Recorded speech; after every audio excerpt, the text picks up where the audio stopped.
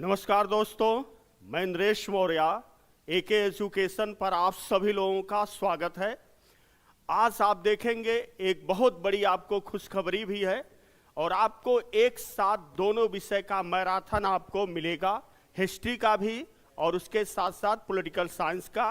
तो हमारे जो सहयोगी शिक्षक हैं, अरुण सर हैं, वह हिस्ट्री के प्रश्नों को सॉल्व कराएंगे और उसके तत्काल बाद हम आएंगे और हम पॉलिटिकल साइंस के प्रश्नों को क्या करेंगे, सॉल्व कराएंगे।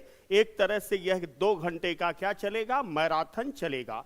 तो दोस्तों, मैराथन जो है आपके सहयोग के बिना संभव नहीं है, इसलिए आप भी जुड़िए और अपने मित्रों को अधिक से अधिक क्या करिए, शेयर करिए, क्योंकि जब तक दोनों लोग नहीं जुड़ेंगे तब तक मैराथन का आनंद भी नहीं आएगा। फिर उसके साथ साथ आप देखेंगे परीक्षा को लेकर के परीक्षा भी होने वाली है। ये तो फिक्स ही है, चाहे वह अप्रैल में हो चाहे मई में हो, लेकिन परीक्षा तो हो ही जाएगी। ठीक है, पवन बौद्ध भी जुड़े हैं। ठीक, तो सारे बच्चे जितने भी लोग हैं सभी लोग जुड़े, सेशन को लाइक भी करें और शेयर भी करें। और अब की मान के चले कि हमको नौकरी या सफलता को क्या करना है, हासिल करना है। जैसे एक लाइन आती है कि अगर सफल होना है तो कदम भारी रख, बाहर निकल तूफानों से यारी रख, कदम कदम पर मिलेंगे ये मुश्किलें, मगर तू अपना सफर निरंतर जारी रख। अब हमारे सहयोगी शिक्षक हैं, अरुण सर हैं, वो भी कुछ बोलेंगे और इसके साथ साथ जो भी प्रश्नों की श्रृंखला है, उस श्रृंखला को लेकर के हम दोनों लोग जो है आगे बढ़ेंगे।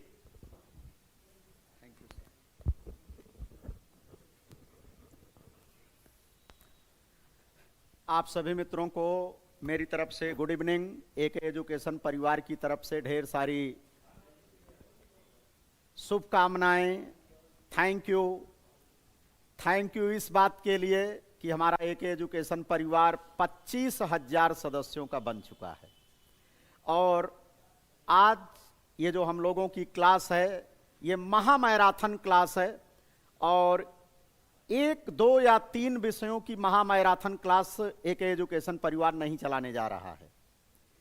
ये तो हमारी एसएसटी की टीम है, आप तो जानते ही हैं, मुझसे बराबर रूबरू होते हैं। मैं हिस्ट्री टीचर अरुण तिवारी, आप हमारे परम मित्र, महान शिक्षक, राजनीति विज्ञान के विशेषज्ञ आईडी सर। आप हमारी अन्य टीमों से भी परिचित होंगे, इंजीनियर सुनील सर, हमारे ज्योग्राफी और इकोनॉमिक्स के एक्सपर्ट हैं। तो हमारी सारी टीम एसएसटी विषय को लेकर के महामैराथन के रूप में अप्रैल तक कंटिन्यू आपके साथ जुड़ी रहेगी। दूसरी बात, अन्य विषयों के भी शिक्षक, जैसे हिंदी की क्लास, इंग्लिश की क्लास, इकोनॉमिक्स की क्लास, उसके अतिरिक्त कला की क्लास, संस्कृत विषय की क्लास, सारे विषयों की महामैराथन एके एजुकेशन परिवार लेकर आ रहा है। जैसा कि आप स्क्रीन के माध्यम से भी देख सकते हैं, कल इकोनॉमिक्स का महामैराथन, इसका समय दोपहर 2 बजे।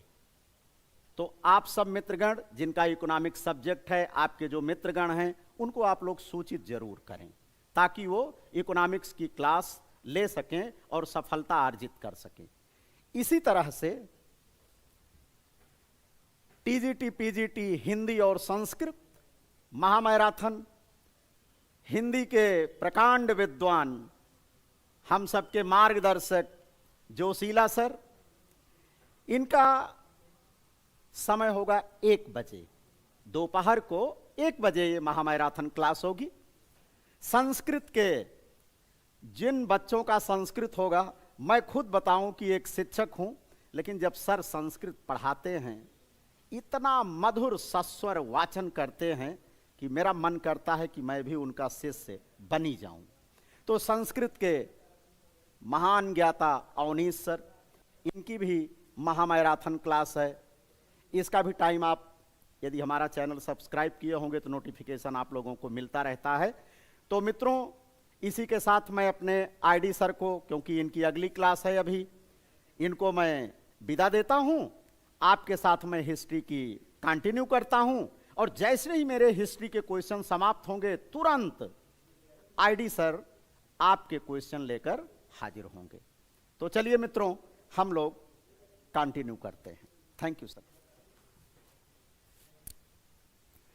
आइए चलिए, हिस्ट्री की क्लास का पहला प्रश्न आपकी स्क्रीन पर है।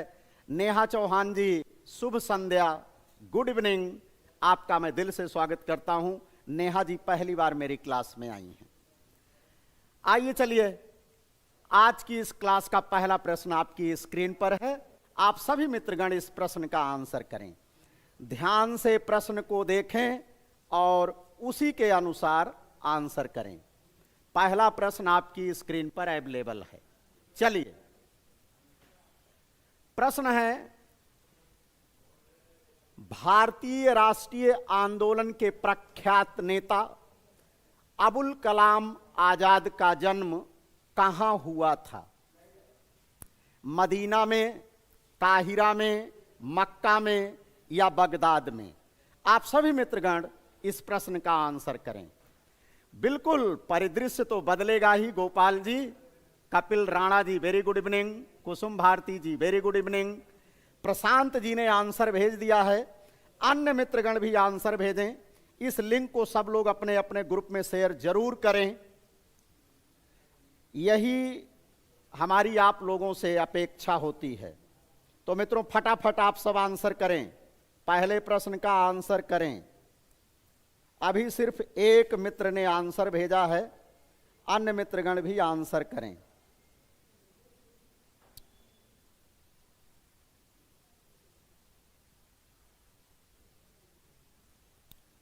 चलिए, पवन जी खुश रहिए, कल्याण हो। प्रदीप जी जौनपुर से।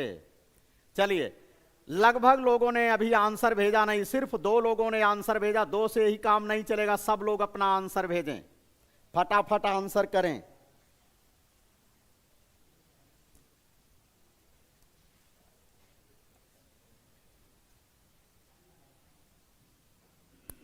चलिए, अभी तक किसी ने भी सही आंसर नहीं भेजा। भारत के प्रथम शिक्षा मंत्री, स्वतंत्र भारत के प्रथम शिक्षा मंत्री मौलाना अबुल कलाम आजाद का जन्म कहां हुआ था?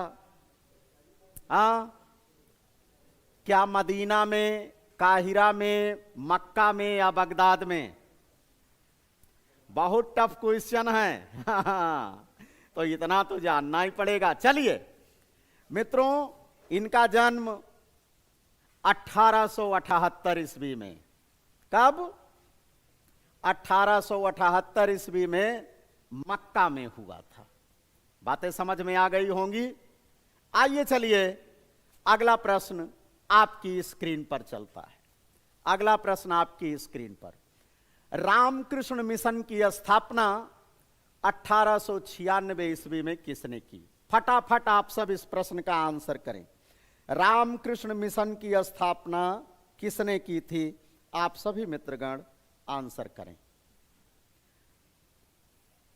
चलिए, रामकृष्ण मिशन की स्थापना किसने की थी? सभी मित्रगण आंसर करें।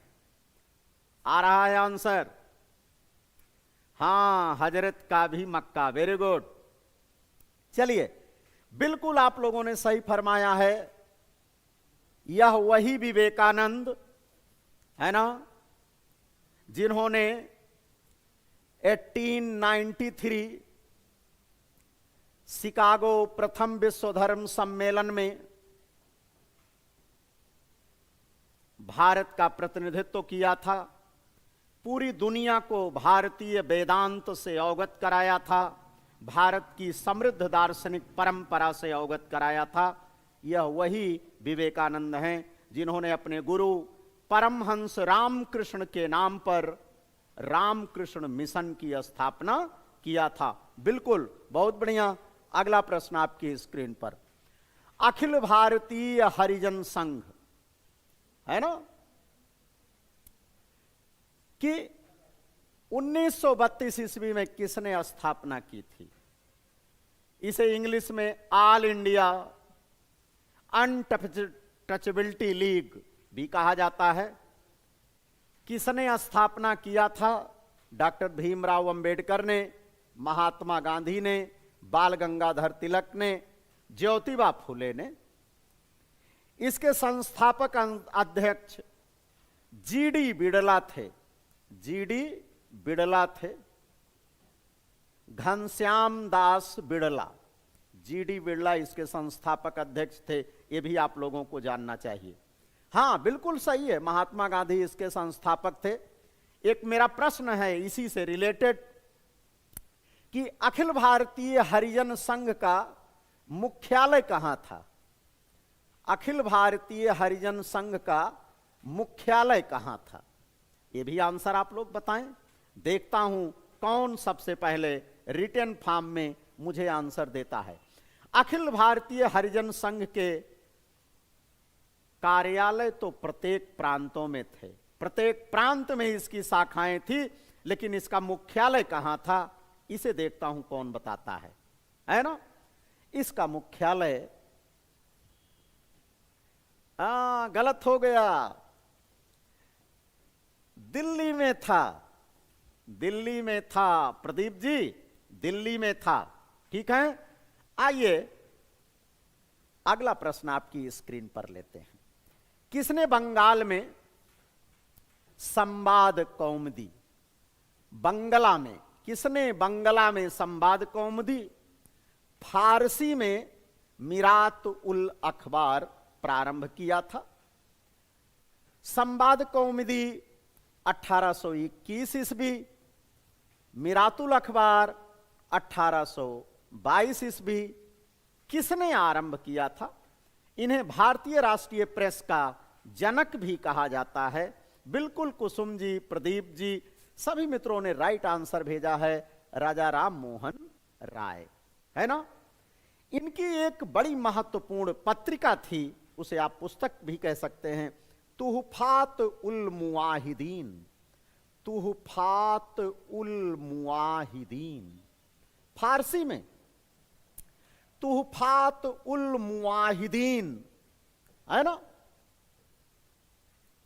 इसका हिंदी में अर्थ है एकेश्वरवादियों को उपहार। एकेश्वर वादियों को उपहार।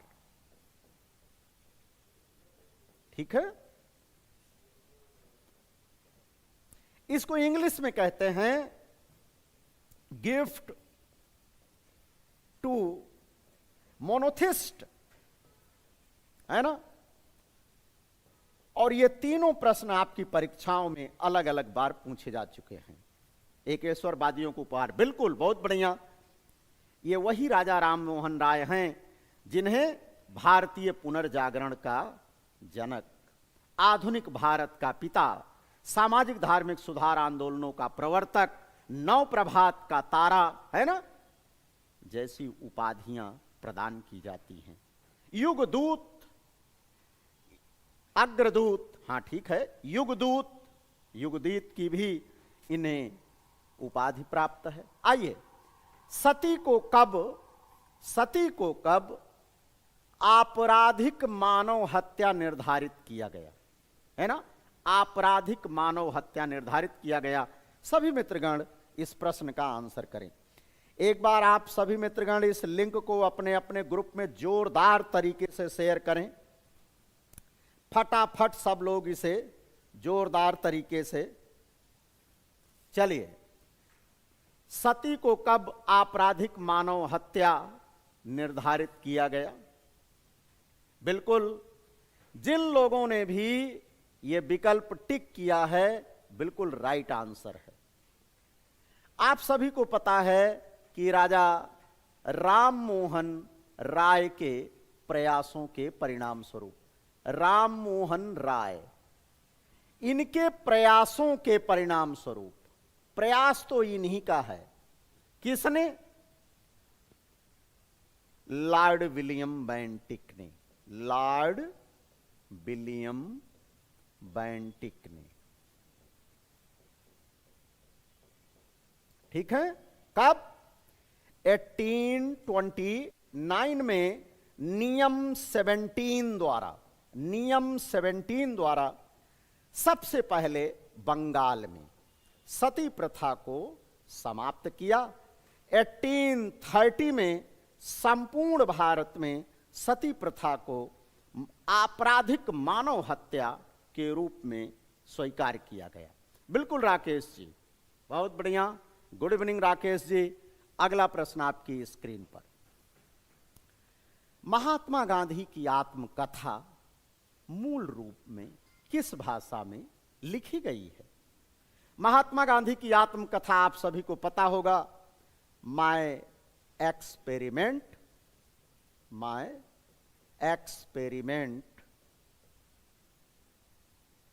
With truth. मेरे सत्य के प्रयोग, माय एक्सपेरिमेंट विथ ट्रुथ, मेरे सत्य के प्रयोग। गांधी जी ने अपनी यह आत्मकथा बिल्कुल कुसुम जी मूलतः गुजराती भाषा में लिखी थी। प्रवीण जी, इनके महासचिव, इनके निजी सचिव महादेव देसाई ने इस पुस्तक का अंग्रेजी भाषा में अनुवाद किया और इसका नाम दिया माय एक्सपेरिमेंट्स विथ ट्रुथ। बिल्कुल, वेरी गुड, बहुत बढ़िया। आइए अगले प्रश्न पर आते हैं। चौरी चौरा की घटना घटित हुई।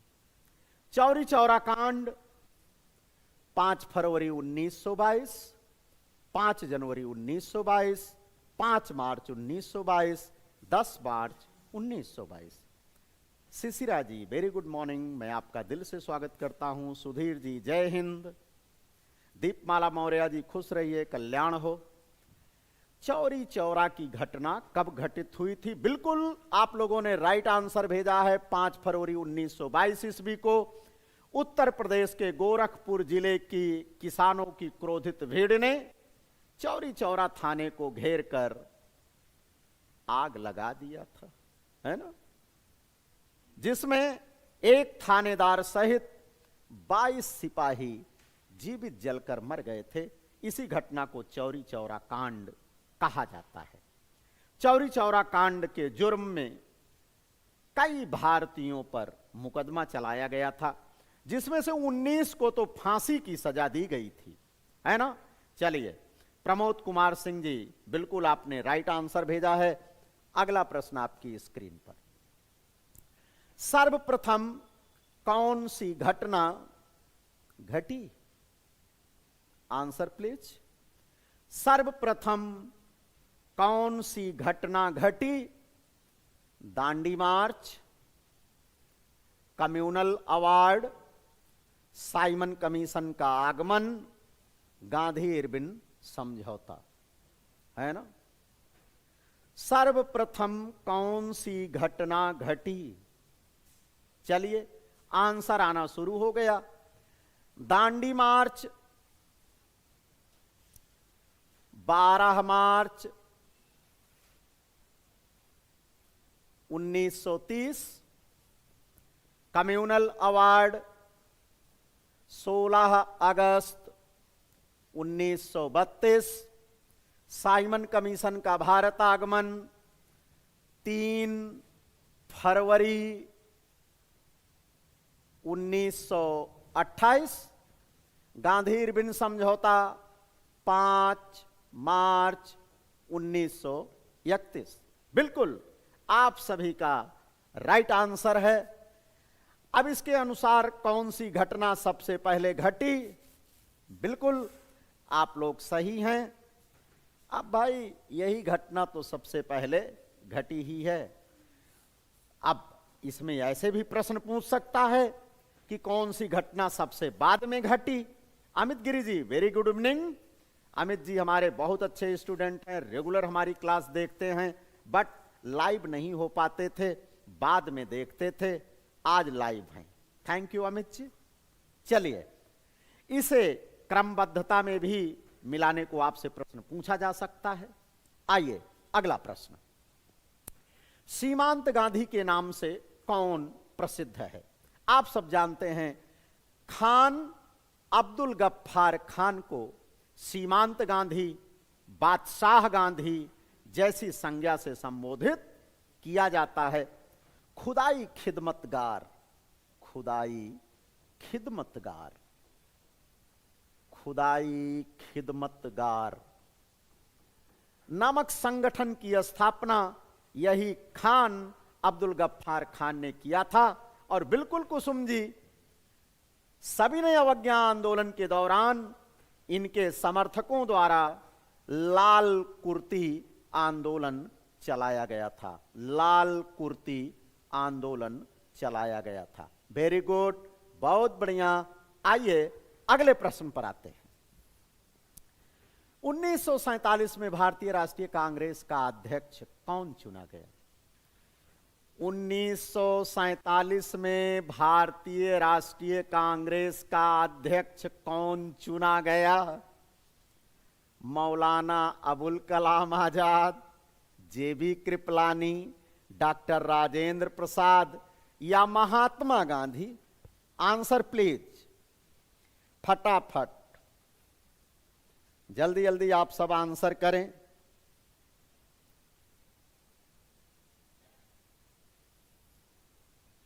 फटाफट।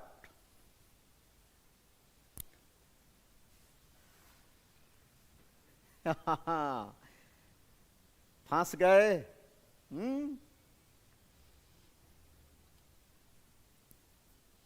फंस गए? एक तरफ से सब। अच्छा एक बात ये बताओ बाबा, आप लोग तो भाई बड़े पढ़े लिखे हो, तो 1947 वाला कांग्रेस का अधिवेशन हुआ कहां था? 1947 ईस्वी का कांग्रेस का अधिवेशन कहां हुआ था? ये होगा? चलो बताओ।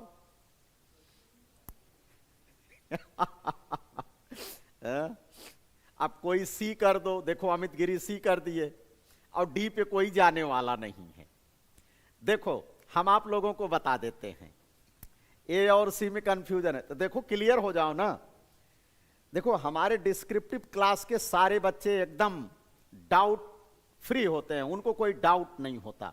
कारण कि सारे महत्वपूर्ण कांग्रेस अधिवेशन पढ़ाता हूं, कम से कम 40 महत्वपूर्ण कांग्रेस अधिवेशन। देखो 1940 रामगढ़ कांग्रेस अधिवेशन, मौलाना अबुल कलाम आजाद। अब 40 के बाद डायरेक्ट कांग्रेस का अधिवेशन हुआ 1946 मेरठ, जेबी कृपलानी, जेबी कृपलानी। अब जब स्वतंत्रता मिली तो उस समय यही अध्यक्ष थे। उसके बाद 1947 आफ्टर फ्रीडम, स्वतंत्रता के बाद, है ना, दिल्ली, और इसमें अध्यक्ष चुने गए डॉक्टर राजेंद्र प्रसाद, डॉक्टर राजेंद्र प्रसाद। अब बताओ कहां क्या डाउट है? हाँ, तो इसलिए उत्तर हो गया डॉक्टर राजेंद्र प्रसाद। ये आपका राइट आंसर है। क्लियर? सी ही होगा। चलिए बिल्कुल आप सब सही हैं। अगला प्रश्न आपकी स्क्रीन पर। भारतीय राष्ट्रीय कांग्रेस का प्रथम अंग्रेज अध्यक्ष कौन था?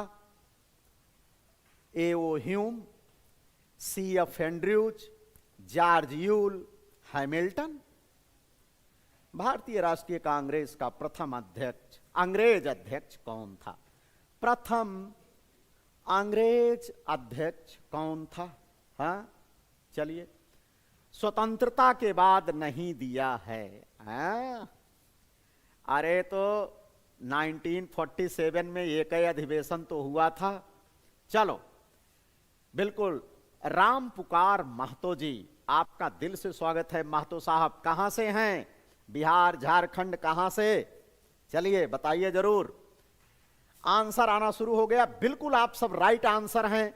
भारतीय राष्ट्रीय कांग्रेस का 1888 ईस्वी का कांग्रेस का अधिवेशन इलाहाबाद में, है ना, जॉर्ज यूले की अध्यक्षता में हुआ था।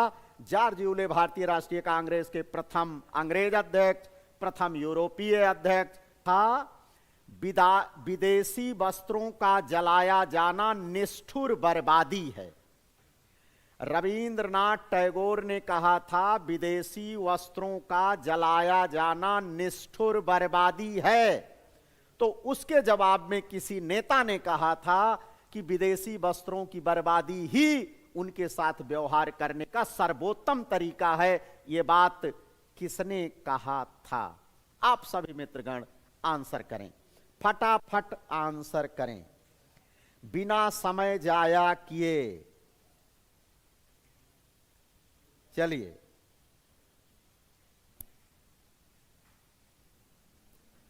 चलिए फटाफट फटाफट।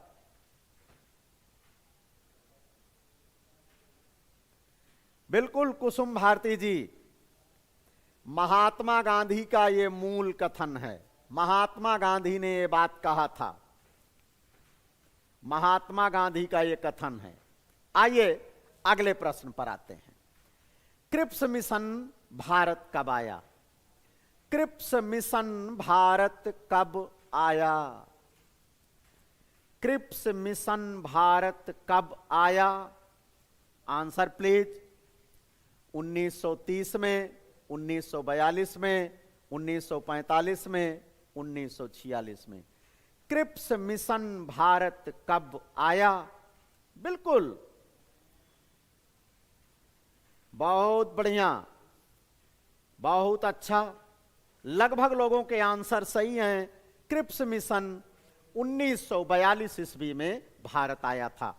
इसी क्रिप्स प्रस्ताव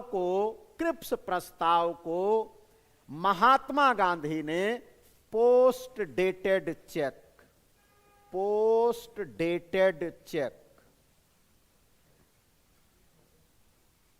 कहकर अस्वीकार कर दिया था। क्लियर? आइए अगले प्रश्न पर आते हैं। महात्मा गांधी ने भारतीय राष्ट्रीय कांग्रेस की सदस्यता से कब त्याग पत्र दिया? करिए आंसर, देखते हैं कौन राइट आंसर करता है। महात्मा गांधी ने भारतीय राष्ट्रीय कांग्रेस की सदस्यता से कब त्याग पत्र दिया? आंसर प्लीज, फटाफट आंसर करें।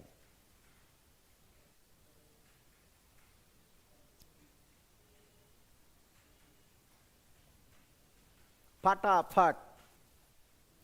देखिए आंसर आना शुरू हो गया। कोई सितंबर 34, कोई कुछ और कहेगा। इतने चालाक आप लोग हैं। अच्छा देखिए, सुधीर जी भी आंसर भेज रहे हैं। चलिए,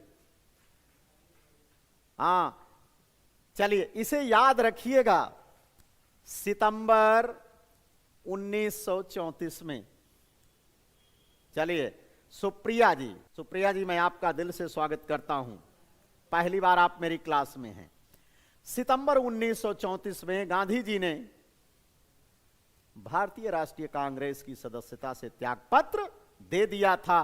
बिल्कुल राइट आंसर है। अगला प्रश्न आपकी स्क्रीन पर। कौन किस अधिवेशन की अध्यक्षता किया था?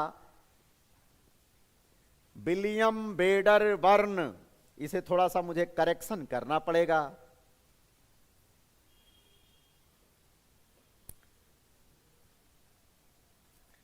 William Wedderburn. चलिए, अल्फ्रेड वेब, आरसी दत्त, है ना, विलियम वेडरबर्न, मदन मोहन मालवीय, कौन किस अधिवेशन की अध्यक्षता किया था? आप सभी मित्रगण फटाफट आंसर करें। चलिए, अल्फ्रेड वेब। हां, चलिए, पूजा पांडे जी, गुड इवनिंग पूजा जी, मैं आपका दिल से स्वागत करता हूं। चलिए, करिए आंसर। कोई अभी तक आंसर नहीं भेजा। चलिए देखते हैं। अल्फ्रेड वेब मद्रास अधिवेशन 1894। मद्रास अधिवेशन 1894। आरसी दत्त लखनऊ अधिवेशन 1899, विलियम वेडरबर्न इलाहाबाद अधिवेशन 1910, ये पंडित मदन मोहन मालवीय लाहौर अधिवेशन 1909, ये आपका राइट आंसर है, विकल्प ए, इट्स राइट आंसर। क्लियर? ध्यान रखिए, ये सब प्रश्न महत्वपूर्ण हैं। अगला प्रश्न आपकी स्क्रीन पर लेता हूं जो आपके सामने है। असहयोग आंदोलन का समर्थन किसने नहीं किया? असहयोग आंदोलन का समर्थन किसने नहीं किया? Answer please. मोतीलाल नेहरू ने, राजेंद्र प्रसाद ने, शौकत अली ने, एनी बेसेंट ने। किसने असहयोग आंदोलन का समर्थन नहीं किया? फटाफट आंसर करें, फटाफट आंसर करें।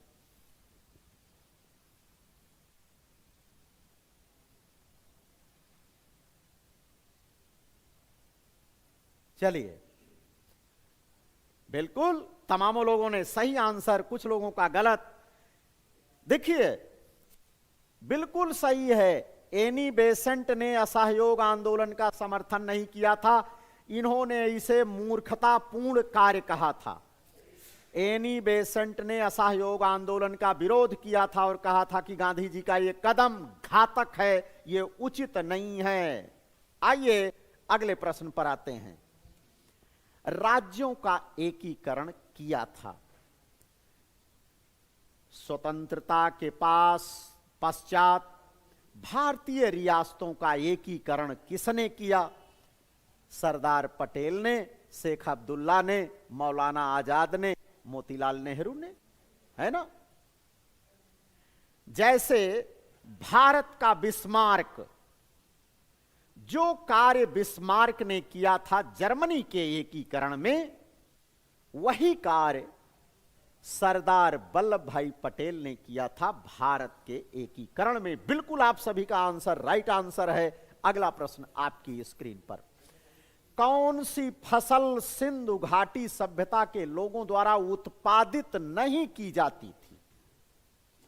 सिंधु घाटी सभ्यता के लोगों द्वारा इनमें से कौन सी फसल उत्पादित नहीं की जाती थी?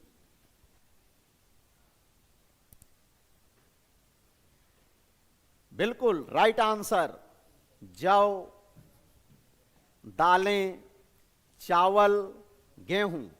फटाफट बताइए कौन सी फसल उत्पादित नहीं की जाती थी? फटाफट आंसर कीजिए। वेरी गुड मित्रों, एक बार आप लोग इस लिंक को अपने ग्रुप में शेयर जरूर करें। यह हमारी महामैराथन क्लास आपको सफलता दिला के रहेगी और हमारी पूरी सभी सब्जेक्ट की, सभी टीचर्स की टीम है। आप सभी मित्रगण इस लिंक को अपने ग्रुप में शेयर जरूर करें प्लीज। आइए चलिए, पूजा पांडे जी, बिल्कुल आप लोगों ने राइट आंसर भेजा है। सैंधव सभ्यता से जौ, चावल, गेहूं सबका साक्ष्य मिला, लेकिन दालों का साक्ष्य नहीं मिला है। आइए अगले प्रश्न पर आते हैं। अगला प्रश्न आपकी स्क्रीन पर। कौन सा स्थान इंगित करता है कि हड़प्पा समुद्र से जुड़ा था? कौन सा स्थान इंगित करता है कि हड़प्पा समुद्र से जुड़ा था? है ना? कालीबंगा, लोथल, मोहनजोदड़ो, रोपड़, है ना? समुद्र से जुड़ा हुआ स्थल कौन सा है? आप सबको पता है, बिल्कुल आप लोगों ने राइट आंसर भेजा है, लोथल का गोदीवाड़ा, है ना? ये पत्तन नगर था, बंदरगाह नगर था, है ना? लोथल से हाथी दांत का बना हुआ 13 इंच लंबा स्केल, लोथल से चावल के दाने, लोथल से दिशा सूचक यंत्र, लोथल से स्वास्तिक चिन्ह, लोथल से तराजू का पलड़ा, है ना? लोथल से मिश्रित युगल समाधियां, पुरुष तथा महिला को एक साथ दफनाए जाने का प्रमाण, यह सारा प्रमाण लोथल से मिला है। अगला प्रश्न आपकी स्क्रीन पर। कहां से क्या मिला? मिलान करो। ये पूरा स्थल है, ये उपलब्धियां हैं। लोथल से क्या, धौलावीरा से क्या, सुरकोतड़ा से क्या, जूनी कुरान से क्या, फटाफट आंसर कीजिए, धड़ाधड़ आंसर करें। हाँ 300। चलिए, अरे हम आपको 400 भी बताएंगे। शोभित कुमार शुक्ला जी, शोभित जी हमारे क्लास में मॉर्निंग में बराबर उपस्थित रहते हैं। फटाफट आंसर कीजिए। चलिए चलिए चलिए, लोथल से बंदरगाह, A3 कहां कहां है? 2 जगह है, फटाफट पहुंचना है। धौलावीरा से क्या मिला है? धौलावीरा से क्या मिला है? फटाफट आंसर करिए, फटाफट आंसर कीजिए। धौलावीरा से कृत्रिम जलाशय, विशाल जलाशय का प्रमाण है ना, तो 2। चलिए यहां भी पहुंच गए। सुरकोतड़ा से घोड़े की हड्डियां 1, यहां पहुंच गए, है ना। जूनी कुरान से स्टेडियम, तो ये आपका राइट आंसर है। विकल्प डी आपका सही आंसर है। आइए अगले प्रश्न पर आते हैं।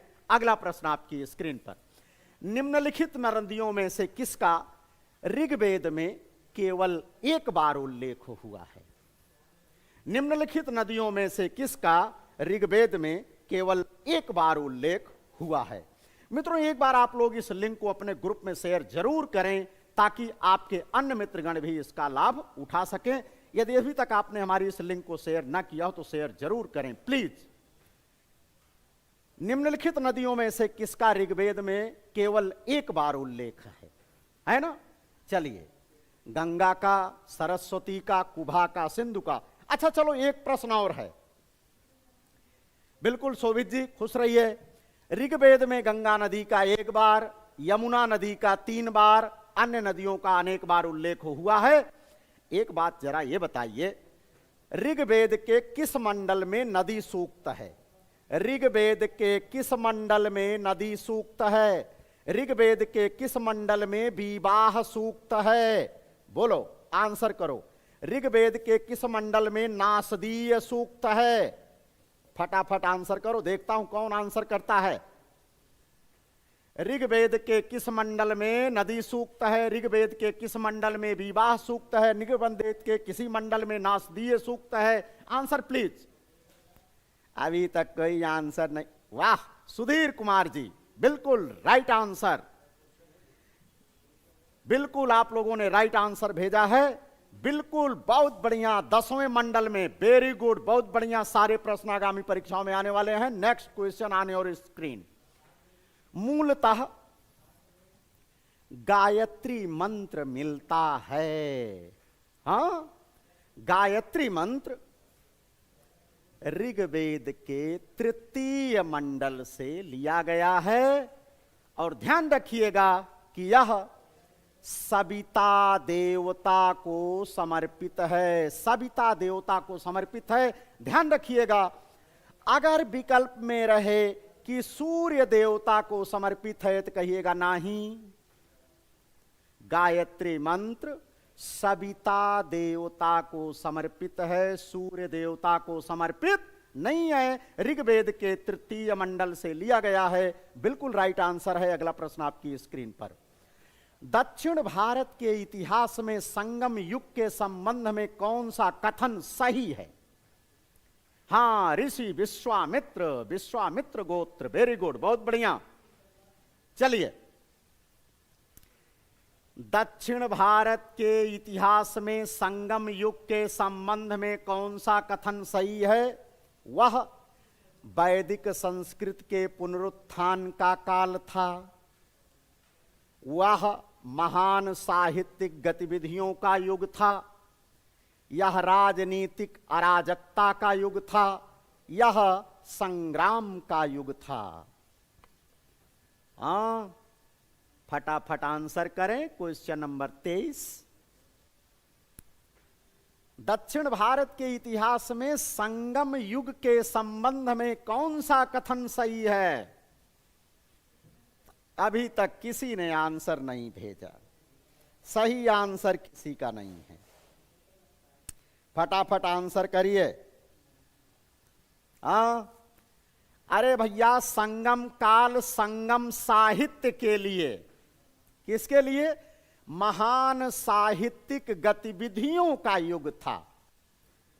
संगम साहित्य, संगम का आयोजन ही इसलिए होता था कि तमिल साहित्यों के प्रकाशन की अनुमति प्रदान की जाए। तमिल साहित्यों के प्रकाशन की अनुमति प्रदान करने के लिए संगम का आयोजन किया जाता था। कुल 3 संगम आयोजित किए गए थे। उसी दौरान संगम साहित्यों का प्रकाशन सुनिश्चित किया गया था।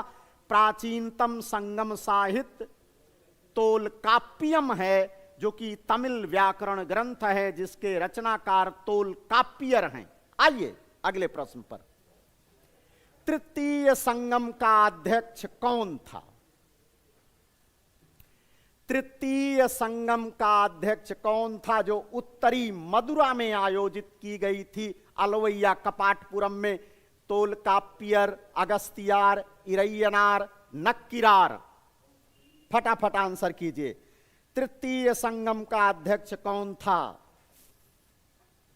अरे वाह, वेरी गुड, बहुत बढ़िया, नक्कीरर। नक्कीरर बिल्कुल राइट आंसर है। बिना समय जाया किए अगले प्रश्न पर आते हैं। संगम काल के शासक को कहा जाता था? हाँ, संगम काल में राजा को क्या कहा जाता था? अयार, अरियार, एरनाड को। संगम काल में राजा को क्या कहा जाता था? आप सभी मित्रगण आंसर करें। संगम काल में राजा को क्या कहा जाता था? आप सब आंसर करें। आंसर आना शुरू भी हो गया है। वाह, प्रदीप जी ने भेजा, सुधीर जी ने भेजा। एक का सही, एक का गलत। संगम, बिल्कुल, संगम काल में राजा को कहा जाता था। को, शोभित शुक्ला जी को कहा जाता था। बिल्कुल, पूजा पांडे का भी आंसर राइट आंसर है। नेक्स्ट क्वेश्चन आने और स्क्रीन। निम्नलिखित में से किस संप्रदाय ने कर्मवाद के सिद्धांत का तिरस्कार किया? है ना? शून्यवादी, पाशुपत, आजीविक या जैन? इसे आप आजीवक भी कह सकते हैं। आजीवक, है ना? तो क्या आंसर सही है? चलिए देखो भैया, चलिए बहुत बढ़िया। इसमें चाहे शून्यवाद संप्रदाय हो, चाहे पाशुपत संप्रदाय हो, चाहे जैन धर्म हो, सब कर्मवाद, पुनर्जन्मवाद, सब में विश्वास करते हैं। लेकिन ये जो आजीवक संप्रदाय है, जिसके संस्थापक मक्खलीपुत्र गोसाल थे, मक्खलीपुत्र गोसाल थे, है ना? ये कर्मवाद में विश्वास नहीं करते, भाग्यवादी हैं, भाग्यवाद में विश्वास करते हैं। तो ये आजीवक संप्रदाय कार्य कर्मवाद में विश्वास नहीं करता। तो जिन लोगों ने ये आंसर किया, बिल्कुल राइट आंसर किया। आप लोग अगला प्रश्न देखिए। दक्षिण भारत में जैन धर्म का प्रचारक कौन था? उत्तर भारत से दक्षिण भारत जैन धर्म कौन ले गया? भद्रबाहु, बलुक्षमण, जिनसेन, जिनप्रभसूरी, है ना? दक्षिण भारत में जैन धर्म का प्रचारक कौन था? आंसर आना शुरू हो गया। बड़ी अजीब बात है। हाँ, चलिए, बहुत बढ़िया, बहुत बढ़िया। बिल्कुल, जिन लोगों ने ए विकल्प टिक किया है, भद्रबाहु बिल्कुल राइट है। आप सभी को पता है, मौर्य शासक चंद्रगुप्त मौर्य के शासन काल में चंद्रगुप्त मौर्य के शासनकाल में उत्तर भारत में 12 वर्षों का घोर दुर्भिक्ष पड़ा था। चंद्रगुप्त मौर्य के गुरु थे जैन आचार्य भद्रबाहु। इन्हीं भद्रबाहु ने चंद्रगुप्त मौर्य को जैन धर्म में दीक्षित करके विशाखाचार्य नाम दिया था। विशाखाचार्य नाम दिया था। अब जब उत्तर भारत में घोर दुर्भिक्ष पड़ा तो चंद्रगुप्त मौर्य के साथ गुरु भद्रबाहु भी श्रवण बेलगोला, दक्षिण भारत श्रवण बेलगोला चले गए और उसी दौरान उन्होंने दक्षिण भारत में जैन धर्म का प्रचार प्रसार किया। तो बिल्कुल विकल्प ए आपका राइट आंसर है। सिसरा ने भी बिल्कुल राइट आंसर भेजा है। अगला प्रश्न आपकी स्क्रीन पर भैया प्रश्न है, जैनियों ने अपने उपदेशों के लिए निम्न में से किस भाषा को ग्रहण किया? जैनियों ने अपने उपदेशों के लिए निम्न में से किस भाषा का प्रयोग किया? मागधी भाषा, मैथिली भाषा, प्राकृत भाषा, संस्कृत भाषा। Answer please. चलिए आंसर आना शुरू हो गया है। चलिए हाँ, दो ही आंसर आ रहा है, या तो ए या तो सी। हाँ शोभित शुक्ला जी, हाँ चलिए बिल्कुल। महावीर स्वामी से लेकर अगले कई सौ वर्षों तक जितने जैन आचार्य हुए सबने प्राकृत भाषा अथवा अर्ध मागधी भाषा, ध्यान रखिएगा मागधी नहीं अर्ध मागधी भाषा में अपने उपदेश दिए थे। और जितने आरंभिक जैन साहित्य हैं वो सब प्राकृत अथवा अर्ध मागधी भाषा में लिखे गए हैं। आइए अगले प्रश्न पर। अब किस जैन तीर्थंकर का कहां जन्म हुआ है करवा दीजिए टैली। किस जैन तीर्थंकर का कहां जन्म हुआ है करवाइए टैली। और एक बार इस लिंक को ग्रुप में शेयर जरूर करिए। यदि अभी तक आपने हमारी इस क्लास को लाइक ना किया हो तो यार एक लाइक तो बनता है। चलिए धड़ाधड़ आंसर कीजिए। इन जैन तीर्थंकरों को उनके जन्म स्थान के साथ सुमेलित कीजिए, फटाफट आंसर कीजिए। चलिए आंसर आना शुरू हो गया। दीपमाला मौर्य तो बिल्कुल इंतजार ही नहीं करती। सुधीर जी ने भी आंसर भेज दिया। तो ऋषभनाथ, इनका जन्म कहां हुआ था? अयोध्या में हुआ था। तो A4 जहां जहां हो वहां चलें, एक ही जगह है ये है। संभवनाथ, इनका जन्म श्रावस्ती में हुआ था, यहां चले जाइए। पद्मप्रभ, इनका जन्म कौशांबी में हुआ था, यहां चले जाइए। पार्श्वनाथ का जन्म काशी में हुआ था, राजा के पुत्र थे, 23वें तीर्थंकर थे। इनका प्रतीक सर्प फण है। इन्हें पुरुषादनीयम, पुरुषों में प्रथम या पूज्य कहा जाता है। अगला प्रश्न आपकी स्क्रीन पर। मौर्य युग में उत्तरांचल में कौन सा वंश शासन कर रहा था? उत्तरांचल मीन्स उत्तराखंड। मौर्य युग में उत्तराखंड में कौन सा वंश शासन कर रहा था? आंसर प्लीज, फटाफट आंसर कीजिए। मौर्य युग में उत्तराखंड में कौन सा वंश शासन कर रहा था? ठीक है, चलिए। श्रावस्ती तो मेरे बगल वाला अचिरावती, बिल्कुल शोभित जी। चलिए, कुड़िंद वंश का शासन था। ध्यान रखिएगा, कुड़िंद वंश का शासन था। कुड़िंद वंश का शासन था। बाकी पौरव, कत्यूरी या परमार का शासन वहां नहीं था। आइए अगले प्रश्न पर। किस संगीति ने संस्कृत को बौद्ध ग्रंथों के माध्यम के रूप में स्वीकार किया? जितने बौद्ध धर्म ग्रंथ हैं सामान्यतः वह पाली भाषा में लिखे गया। है ना। तो किस बौद्ध संगीत ने संस्कृत को बौद्ध धर्मों के माध्यम के ग्रंथों के माध्यम के रूप में स्वीकार किया? प्रथम, द्वितीय, तृतीय अथवा चतुर्थ? कीजिए आंसर फटाफट, बिना समय जाया किए। चलिए फटाफट फटाफट। सही है। अच्छा बताओ, कौन सा पहला बौद्ध ग्रंथ है जो संस्कृत भाषा में लिखा गया? नहीं बता पाओगे? बिल्कुल राइट है। चतुर्थ बौद्ध संगीत में पहली बार संस्कृत को मान्यता दी गई और अश्वघोष ने ये संस्कृत भाषा को इंट्रोड्यूस किया था, तो अश्वघोष के कारण। तो बिल्कुल चतुर्थ बौद्ध संगीत बिल्कुल आप लोगों का राइट आंसर है।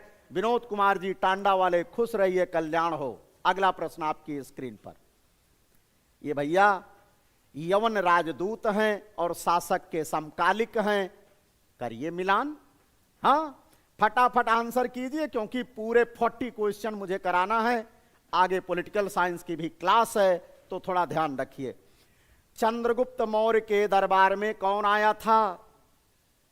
डाइमेकस आया था। तो A2 कहीं है? यहां मिल गया, है ना। बिंदुसार के दरबार में डायोनीसियस आया था, है ना, डायोनीसियस। ये तो यहां उल्टा हो रहा है गुरु। हाँ चलो फिर से देखो, फिर से देखिए। सॉरी, चंद्रगुप्त मौर्य के दरबार में मेगास्थनीज की इंडिका। तो A4 कहां है? 2 जगह है, यहां आ गए, है ना।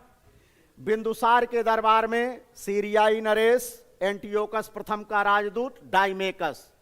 तो B2 यहां पहुंच गए। अशोक के शासनकाल में डायोनीसियस, है ना, तक्षशिला का यह दूत था। भागभद्र के दरबार में हेलियोडोरस। बिल्कुल ये आपका सी विकल्प राइट आंसर है। नहीं कुछ भी गड़बड़ नहीं, एकदम बिल्कुल राइट आंसर है। सी विकल्प आपका सही है। तो लगभग लोगों ने राइट आंसर, हाँ बिल्कुल सी होगा। आइए अगले प्रश्न पर। अर्थशास्त्र राजा को परामर्श देता है। कौटिल्य का अर्थशास्त्र राजा को क्या परामर्श देता है? नित्यानंद राव साहब, very good morning, good evening. मैं आपका दिल से स्वागत करता हूं राव साहब। चलिए, अर्थशास्त्र राजा को क्या परामर्श देता है? सभी के प्रति उदार होना, सुखमय जीवन यापन करना, संपूर्ण शक्ति को अपने हाथ में ग्रहण करना, विश्व बंधुत्व का प्रचार करना। अर्थशास्त्र राजा को क्या परामर्श देता है? फटाफट आंसर करें। अर्थशास्त्र राजा को क्या परामर्श देता है? चलिए, बिल्कुल लगभग लोगों का आंसर सही है। बिल्कुल संपूर्ण शक्ति को अपने हाथों में रखना। कौटिल्य अपने अर्थशास्त्र में कहता है, राजा सुनेगा सबकी, करेगा अपनी। संपूर्ण शक्ति अपने हाथों में, बिल्कुल केंद्रीकृत शासन प्रणाली। अगला प्रश्न आपकी स्क्रीन पर। मौर्य काल में शिक्षा का सर्वाधिक प्रसिद्ध केंद्र कौन सा था? मौर्य काल में शिक्षा का सर्वाधिक प्रसिद्ध केंद्र कौन सा था? तक्षशिला, उज्जैनी, नालंदा, वल्लभी। फटाफट आंसर कीजिए, अभी 6 क्वेश्चन और है। मौर्य काल में शिक्षा का सर्वाधिक प्रसिद्ध केंद्र कहां था? फटाफट यार आंसर करो। हाँ फटाफट, शोभित, सही से। दुनिया आगे बढ़ती है, पीछे मत चलो। कहां? नालंदा विश्वविद्यालय। गुप्त काल में उसकी स्थापना हुई। तक्षशिला विश्वविद्यालय, जहां से चंद्रगुप्त मौर्य ने शिक्षा ग्रहण किया था, जहां के मुख्य आचार्य कौटिल्य यानी चाणक्य जी हुआ करते थे। बिल्कुल आप लोगों ने सही आंसर भेजा। अगला प्रश्न आपकी स्क्रीन पर। अशोक के राज्याभिषेक के कितने वर्ष बाद कलिंग युद्ध लड़ा गया? अशोक के राज्याभिषेक के कितने वर्ष पश्चात कलिंग युद्ध लड़ा गया? तो मित्रों, आप सभी को पता है, अशोक अपने 13वें दीर्घ शिलालेख में कहता है कि मैंने अपने राज्याभिषेक के 8वें वर्ष कलिंग युद्ध लड़ा। इनका राज्याभिषेक 269 ईसा पूर्व में, कलिंग युद्ध 261 ईसा पूर्व में, तो इसका उत्तर होगा 8वें वर्ष। क्लियर? वेरी गुड, बहुत बढ़िया। अगला प्रश्न आपकी स्क्रीन पर। रज्जुग्राहक का कार्य था, रज्जुग्राहक है ना, कौटिल्य के अर्थशास्त्र में रज्जुग्राहक का उल्लेख मिलता है। तो रज्जुग्राहक का कार्य क्या था? खड़ी फसल को माप कर कर लगाना, राजा के लिए धन जुटाना, राजा की संपत्ति की देखभाल करना, राजप्रासाद के लिए सामग्री क्रय करना। तो रज्जुग्राहक का कार्य क्या था? सभी मित्रगण फटाफट आंसर करें। रज्जुग्राहक रस्सी लिए रहो, है ना, नापो, मेजरमेंट का कार्य करो। हाँ, तो रज्जुग्राहक का कार्य खड़ी फसल को माप कर कर लगाना होता था। खड़ी फसल को माप कर कर लगाना, यह रज्जुग्राहक का कार्य था। आइए अगले प्रश्न पर। प्राक गुप्त काल में भारत रोम व्यापार के लिए निम्न भारतीय बंदरगाहों में से कौन सा महत्वपूर्ण था? यानी पूर्व गुप्त काल में भारत रोम व्यापार के लिए निम्न भारतीय बंदरगाहों में से कौन सा महत्वपूर्ण था? कीजिए आंसर। जहां से रोमन बस्ती का प्रमाण मिला होगा, रोमन सिक्के मिले होंगे, रोमन सिक्के मिले होंगे, ठीक है, रोमन सामग्रियां मिली होंगी, वही तो होगा। अरिकामेडु, अरिकामेडु क्या होगा आपका आंसर? अरिकामेडु। चलिए, बिल्कुल जिन लोगों ने विकल्प डी को टिक किया है बिल्कुल राइट आंसर है। अगला प्रश्न आपकी स्क्रीन पर। कृष्ण और बलराम का अंकन निम्न में से किसी एक सिक्के पर मिलता है। तो कृष्ण और बलराम का अंकन किसके सिक्कों पर मिलता है भाई? मेनांडर के, अगाथोक्लीज के, अंधक वृष्ण के या मथुरा के सिक्के? फटाफट आंसर कीजिए। कृष्ण और बलराम के अंकित सिक्के कहां, किसके सिक्कों पर मिलते हैं? अनीता चौधरी जी, मैं आपका भी दिल से स्वागत करता हूं। बिल्कुल राइट आंसर है अगाथोक्लीज। अगाथोक्लीज के सिक्कों पर कृष्ण और बलराम का अंकन मिलता है। आइए मित्रों अगले प्रश्न पर। प्राक गुप्त काल में शिल्पियों की श्रेणियों के प्रमुख की क्या उपाधि थी? प्राक गुप्त काल में शिल्पियों की श्रेणियों के प्रमुख को क्या कहा जाता था? फटाफट आंसर कीजिए। थल नियामक, जेठक, सत्वाह, कहापण। फटाफट आंसर कीजिए, फटाफट आंसर कीजिए, फटाफट।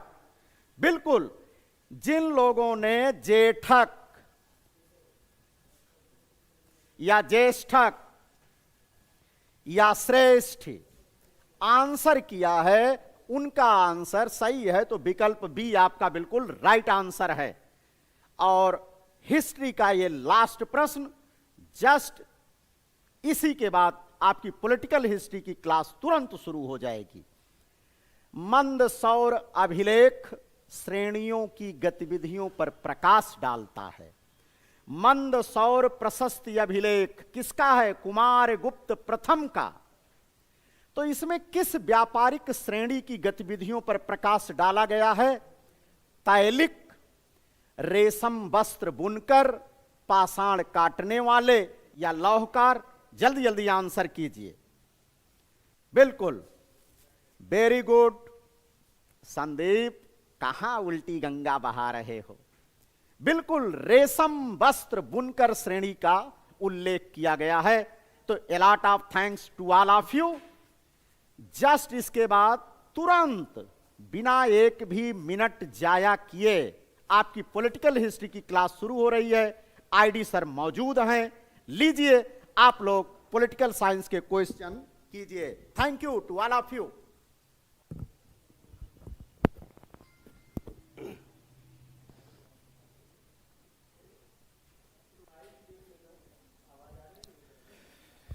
नमस्कार दोस्तों, मैं इंद्रेश मौर्य, एके एजुकेशन पर आप सभी लोगों का स्वागत अभिनंदन है।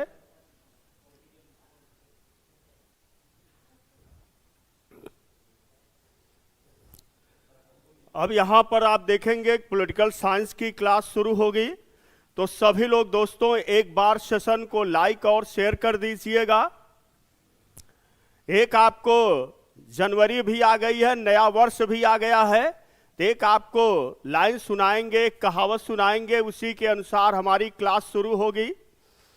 जैसे एक लाइन आती है कि इनको जमी दे दो अंबर मांग लेते हैं, इनको जमी दे दो अंबर मांग लेते हैं। फिर से समझिएगा कि इनको जनवरी दे दो फरवरी मांग लेते हैं, इनको जमी दे दो अंबर मांग लेते हैं, न जाने किस मिट्टी के बने हैं, दो चार बात हुई नहीं कि मोबाइल नंबर मांग लेते हैं। तो दोस्तों सभी लोग एक बार सेशन को लाइक और शेयर करिएगा, और जो है सफलता लेना है, नौकरी लेना ही है। और यदि आप कोई भी व्यक्ति राजनीति विज्ञान का पेड कोर्स लेना चाहता है तो पेड कोर्स भी आपको 999 रुपए में मिल जाएगा। राजनीति विज्ञान टीसीटी पीसीटी, चाहे वह टीसीटी लेना चाहता है चाहे वह पीसीटी, राजनीति विज्ञान 999 रुपए में आपको मिल जाएगा। अब यहां पर आप देखेंगे दोस्तों, पहला क्वेश्चन है आपके स्क्रीन के सामने, 1 करोड़ रुपए के लिए कौन बनेगा 1 करोड़पति। पहला क्वेश्चन देखेंगे कि किसने विचार दिया कि चूंकि समाज का स्वरूप संघात्मक है, इसलिए सत्ता का स्वरूप भी क्या होगा, संघात्मक होगा। यह किसका विचार आता है कि समाज का स्वरूप संघात्मक है तो सत्ता भी कैसी होगी, संघात्मक। इस तरह का विचार कौन दे सकता है? इस तरह का विचार बहुलवादी विचारक ही दे सकते हैं। इसका मतलब किस तरह का विचार विशेष करके बहुलवादी दे सकते हैं। अब यह कथन किससे संबंधित है, अब यहां पर आप देखेंगे, आंसर करने का प्रयास करें। वेरी गुड दीपमाला जी, अब्दुल हुसैन, वेरी गुड, बहुत सही। यह कथन किसका आता है, लास्की का है, लास्की है। यहां पर कौन सा विकल्प सही होगा, ए विकल्प को हम लोग सही करेंगे, लास्की से संबंधित है। वेरी गुड, बहुत सही आंसर। और सभी लोग थोड़ा सा सेशन को शेयर भी करते रहें, लाइक भी करते रहें, क्योंकि जब तक आप दोस्तों शेयर नहीं करेंगे तब तक मजा नहीं आएगी। और दोनों लोग मिल करके ही क्लास को संचालित करेंगे, एक आप और एक हम। अब यहां पर दूसरा क्वेश्चन देखें, निम्नलिखित में कौन से विचारकों का समूह बहुलवाद से संबंधित है। अब यहां पर आपसे क्वेश्चन पूछा जा रहा है कि यहां विचारकों का समूह दिया गया है और पूछा जा रहा है कि यह कौन सा बहुलवाद से संबंधित है। यही प्रश्न आपसे पूछा जा रहा है। अरस्तु, हीगल, डायसी है, बार्कर है, लास्की है, क्रेब है, रूसो है, मैकाइबर, हीगल है, ऑस्टिन है, बोदा और कोल। अब यहां पर आप आंसर दीजिए कि सभी लोग इसमें से कौन सा सही करेंगे, बहुलवादी विचारक। जैसे आप गियरके को देखेंगे, मेटलैंड को देखेंगे, फिर इसके साथ साथ मिस फॉलेट को देखेंगे, तो यहां पर कौन सा सही करेंगे, तो आप बार्कर, लास्की और क्रेब को सही करेंगे। तो यहां पर कौन सा विकल्प आएगा, बी विकल्प क्या होगा, सही होगा, बहुलवादी विचारक से संबंधित। अगला क्वेश्चन हम लोग देखते हैं। तीसरा क्वेश्चन है कि निम्नलिखित में से कथन किस विद्वान से संबंधित है कि जिस तरह से बिना आत्म विनाश के व्यक्ति अपने जीवन और व्यक्तित्व को दूसरे को दे नहीं सकता, एक पेड़ अपने अंकुरित होने के अधिकार को दूसरे को नहीं दे सकता, उसी प्रकार बिना आत्म विनाश के संप्रभुता दूसरे को नहीं दी जा सकती। यह किसका कथन है?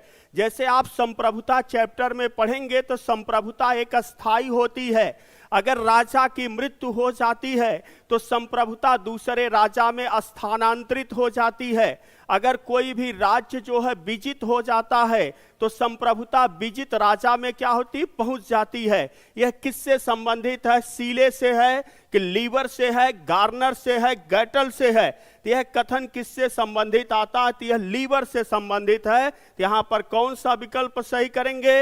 यहां पर हम लोग बी विकल्प को क्या करेंगे, सही करेंगे। और सबसे बेस्ट आंसर आपको क्या मिला? बी मिला। वेरी गुड, बहुत सही आंसर सभी लोगों का। अगला क्वेश्चन देखते हैं कि जब संप्रभुता सही हाथों में विद्यमान होती है तो स्वतंत्रता बढ़ जाती है।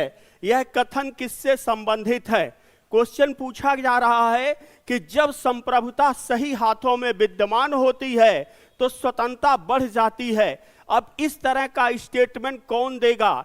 जो स्वतंत्रता का प्रबल समर्थक आपको दिखाई देगा। एक फ्रीडमैन है, एक हेयक है, एक आइजिया बर्लिन है और एक एल स्ट्रास है। यह कथन किससे संबंधित है? जब संप्रभुता सही हाथों में होगी तो स्वतंत्रता बढ़ जाएगी। यह किससे संबंधित है? तो यह कथन आता है आइजिया बर्लिन से संबंधित कथन आता है, आइजिया बर्लिन। और आइजिया बर्लिन की पुस्तक का नाम आता है 4 essay on liberty. 4 essay on liberty यह इनकी पुस्तक है। यह कथन किससे संबंधित है? आइजिया बर्लिन से संबंधित है। यहां पर जो हम लोग सही करेंगे सी। अगला क्वेश्चन देखते हैं, यदि न्याय को पृथक कर दिया जाए तो राज्य एक लुटेरे की संपत्ति के अतिरिक्त कुछ नहीं हो सकता। अब यहां पर यह कथन किससे संबंधित है? यह कथन सालमंड का है, कागस्टाइन का है, कांट का है कि बेंथम का है?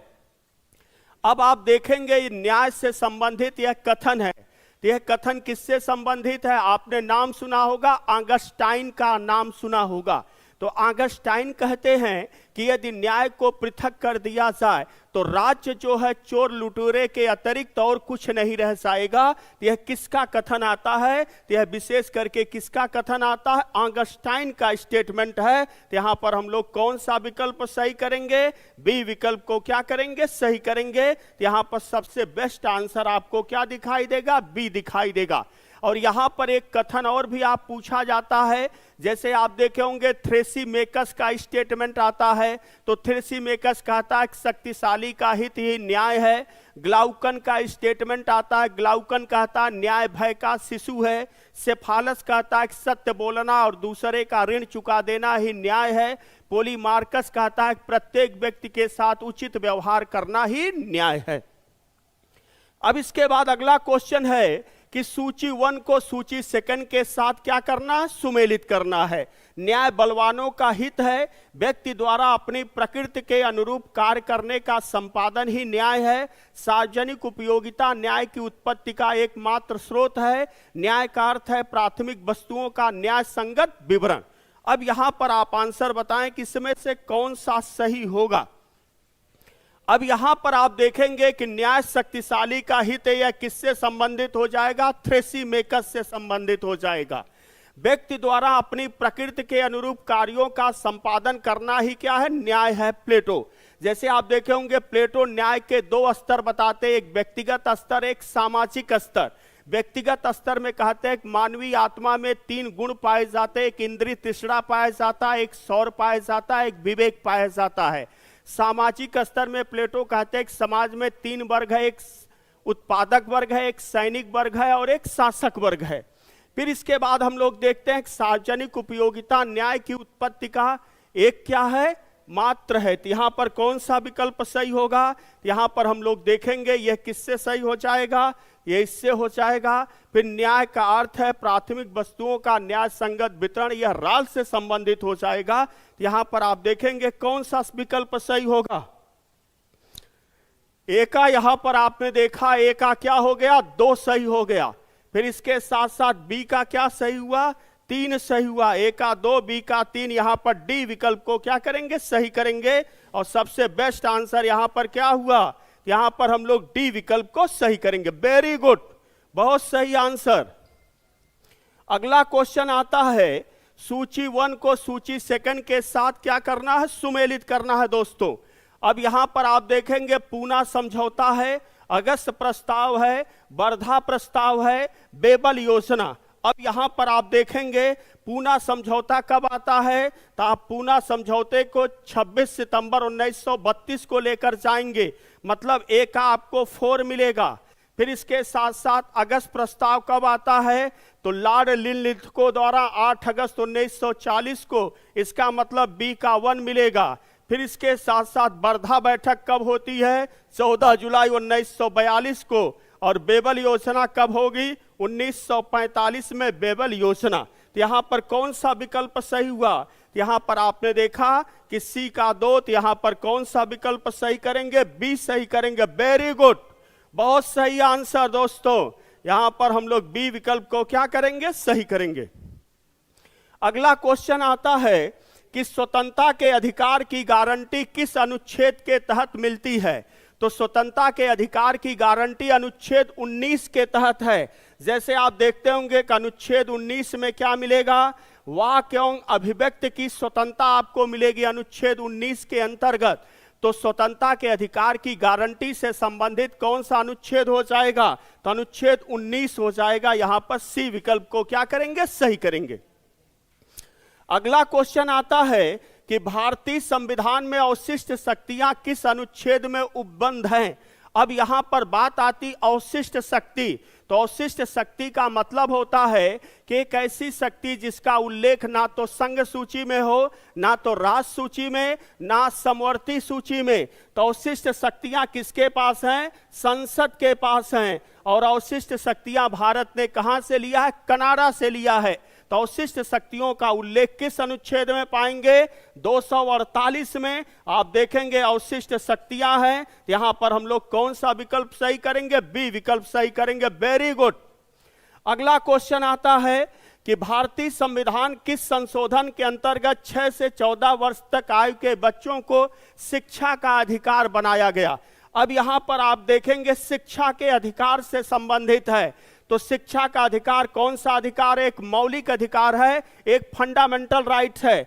यह अनुच्छेद 21 का आपने नाम सुना होगा। तो यह कब जोड़ा गया, 86वां संविधान संशोधन 2002 को यह जोड़ा जाता है। तो यहां पर कौन सा विकल्प सही होगा, यहां पर हम लोग बी विकल्प सही करेंगे। और सबसे बेस्ट आंसर आपको क्या मिलेगा, बी देखने को मिलेगा। अगला क्वेश्चन आता है गीता रहस्य पुस्तक किसने लिखा है। अब एक गीता बोध आता है और एक गीता रहस्य आता है। जैसे अगर आप देखेंगे एक पुस्तक आती है गीता बोध पुस्तक आती है, तो यह गीता बोध पुस्तक किससे संबंधित है, गांधी जी से संबंधित है। और गीता रहस्य पुस्तक किसकी आती है, तिलक की आती है। और तिलक ने यह पुस्तक को कहां पर लिखा है, मांडले जेल में। तो आपसे पूछा जा रहा है गीता रहस्य किसने लिखा है, विवेकानंद, दयानंद सरस्वती, बाल गंगाधर तिलक। तो यह किसने लिखा है, तिलक ने। और यह विशेष करके कहां पर लिखा है, मांडले जेल। और मांडले जेल आपको कहां पर दिखाई देगा, म्यांमार दिखाई देगा, बर्मा आपको दिखाई देगा, यहां पर आपको दिखाई देगा। वेरी गुड, बहुत सही। अगले क्वेश्चन की तरफ बढ़ते हैं। सभी लोग थोड़ा सा सेशन को भी शेयर करते रहें दोस्तों। द आइडिया ऑफ जस्टिस पुस्तक का लेखक कौन है। एक आती है आइडिया ऑफ जस्टिस, एक आती है थ्योरी ऑफ जस्टिस। यहां पर 2 पुस्तकें पूछी जाएंगी। तो आइडिया ऑफ जस्टिस पुस्तक का लेखक कौन आता है, अमर्त्य सेन आते हैं। और ये थ्योरी ऑफ जस्टिस पुस्तक का लेखक कौन आता है, तो थ्योरी ऑफ जस्टिस पुस्तक का लेखक जॉन रॉल्स आते हैं। तो यहां पर आप देखेंगे कि आइडिया ऑफ जस्टिस पुस्तक का लेखक कौन है, जॉन लॉक हैं, रॉल्स हैं, अमर्त्य सेन हैं। तो यहां पर कौन सा विकल्प सही होगा, आइडिया ऑफ जस्टिस। ये थ्योरी ऑफ जस्टिस नहीं पूछा जा रहा है दोस्तों, आइडिया ऑफ जस्टिस पूछा जा रहा है। आइडिया ऑफ जस्टिस से क्वेश्चन पूछा जा रहा है। यह अमर्त्य सेन की पुस्तक है। अमर्त्य सेन एक कैसे दिखाई देंगे, अर्थशास्त्री दिखाई देंगे, अर्थशास्त्री। ये थ्योरी ऑफ जस्टिस एक आती है। ये थ्योरी ऑफ जस्टिस अगर ये पूछा जाए तो यह किसकी आती है थ्योरी ऑफ जस्टिस, यह रॉल्स की पुस्तक आती है थ्योरी ऑफ जस्टिस। तो यहां पर कौन सा सही होगा, सी सही करेंगे। यहां पर सबसे बेस्ट आंसर सी सही होगा। वेरी गुड, बहुत सही आंसर दोस्तों। सभी लोग सेशन को थोड़ा सा शेयर करें। कौन स्वतंत्रता को सनकीपन तथा चारित्रिक विषमता को हद तक न्यायोचित मानता है? अब आप देखेंगे जैसे आपने नाम सुना होगा जे.एस. मिल, एक विचारक आप देखेंगे जे.एस. मिल आते हैं, तो जे.एस. मिल पागलों और सनकियों को भी स्वतंत्रता प्रदान करते हैं।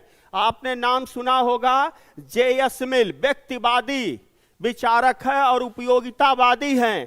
तो यही एक ऐसे व्यक्ति हैं जो पागलों को भी स्वतंत्रता प्रदान करते हैं और उसके साथ साथ किसको, सनकियों को भी स्वतंत्रता प्रदान करते हैं। और यह कहते हैं कि 10 जो है निरर्थक बुद्धू में से या 10 व्यक्ति में 9 निरर्थक बुद्धू हो सकते हैं, लेकिन एक व्यक्ति समाज के लिए बहुत महत्वपूर्ण होता है, तो समाज को अधिकार नहीं है कि उसको चुप करा सके। तो यह किससे संबंधित आता है, मिल से संबंधित आता है। और बार्कर ने मिल की स्वतंत्रता की क्या करता, आलोचना करता है। और बार्कर कहता है कि मिल खोखली स्वतंत्रता का क्या है, वाहक है।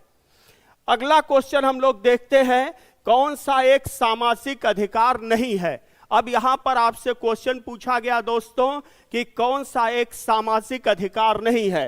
शिक्षा का अधिकार, समानता का अधिकार, जीवन का अधिकार, मत देने का अधिकार। अब आप सभी लोग दोस्तों जानते होंगे कि मत देने का अधिकार या निर्वाचित होने का अधिकार यह किस में आता है, तो मत देने का अधिकार या निर्वाचित होने का अधिकार यह विशेष करके कौन सा होता है, कानूनी अधिकार होता है, या फिर हम इसको बोलते हैं वैधानिक अधिकार या विधिक अधिकार।